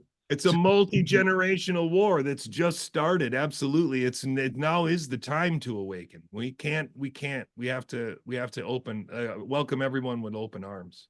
Absolutely. And there are many people who have taken 1, 2 shots more, who are now realizing that it was a mistake. But they are joining forces with those that maybe they ridiculed over the past few years, because the evidence out there now is it can't be ignored. No longer can it be ignored. It has to be addressed. And the more people that wake up to this before they pull the next trick on humanity is going to make what they try to do a lot more difficult. And the more people that speak out and the more people that pay it no attention, ignore it, tell them to go away, literally takes the power away from these very sick and twisted individuals that are pushing these agendas forward. And that can only be a good thing for the future of humanity. Yep. I agree. Watch out for digital ID on the internet. We don't want it. Stay No. anonymous. Absolutely. And, you know, again, they're going to pull out as many tools as they can out the toolbox, whether that be war, financial crisis, further problems with, you know, viruses coming out and the World Health Organization jumping on board as they Bird flu in Texas. Bird flu in Texas today. Don't forget. Yeah, oh yes, I did see that actually, yeah. But at the end of the day, you know, they're going to try and hit us from a multi-pronged attack with many things. And I think that the reason they have to do that is because what they are trying isn't working as well as they thought they would. And I do think that we are making progress now. We just need more people to stand up, say no more, and absolutely destroy the narratives that are being pushed forward towards us. And you're helping do this. We're helping do that. There's many people who are watching this right now who are also sharing the information and getting it out there. So share this, get it out there, get as many people drawn to the information that the mainstream would never dare allow us to see. And they don't want us to see that for a reason. So it can only be a good thing that we do speak out. And don't worry about the accusations of being tinfoil hat wearing conspiracy theories, because at the end of the day, the very same people who are trying to con us with what's going on at the moment are the very same people that came up with them terminologies in the first place to discredit us. So don't worry about it, people. You've got a lot of people that will stand by your side during the fact that you wake up, stand up, and want to make this change. So it can only be good. Again, Jay, this has been incredible. Thank you very much for coming on. And You're welcome. Thanks for having me. I look forward to seeing the feedback and response on this. So thank you again. Great. Thank you. Cheers, mate.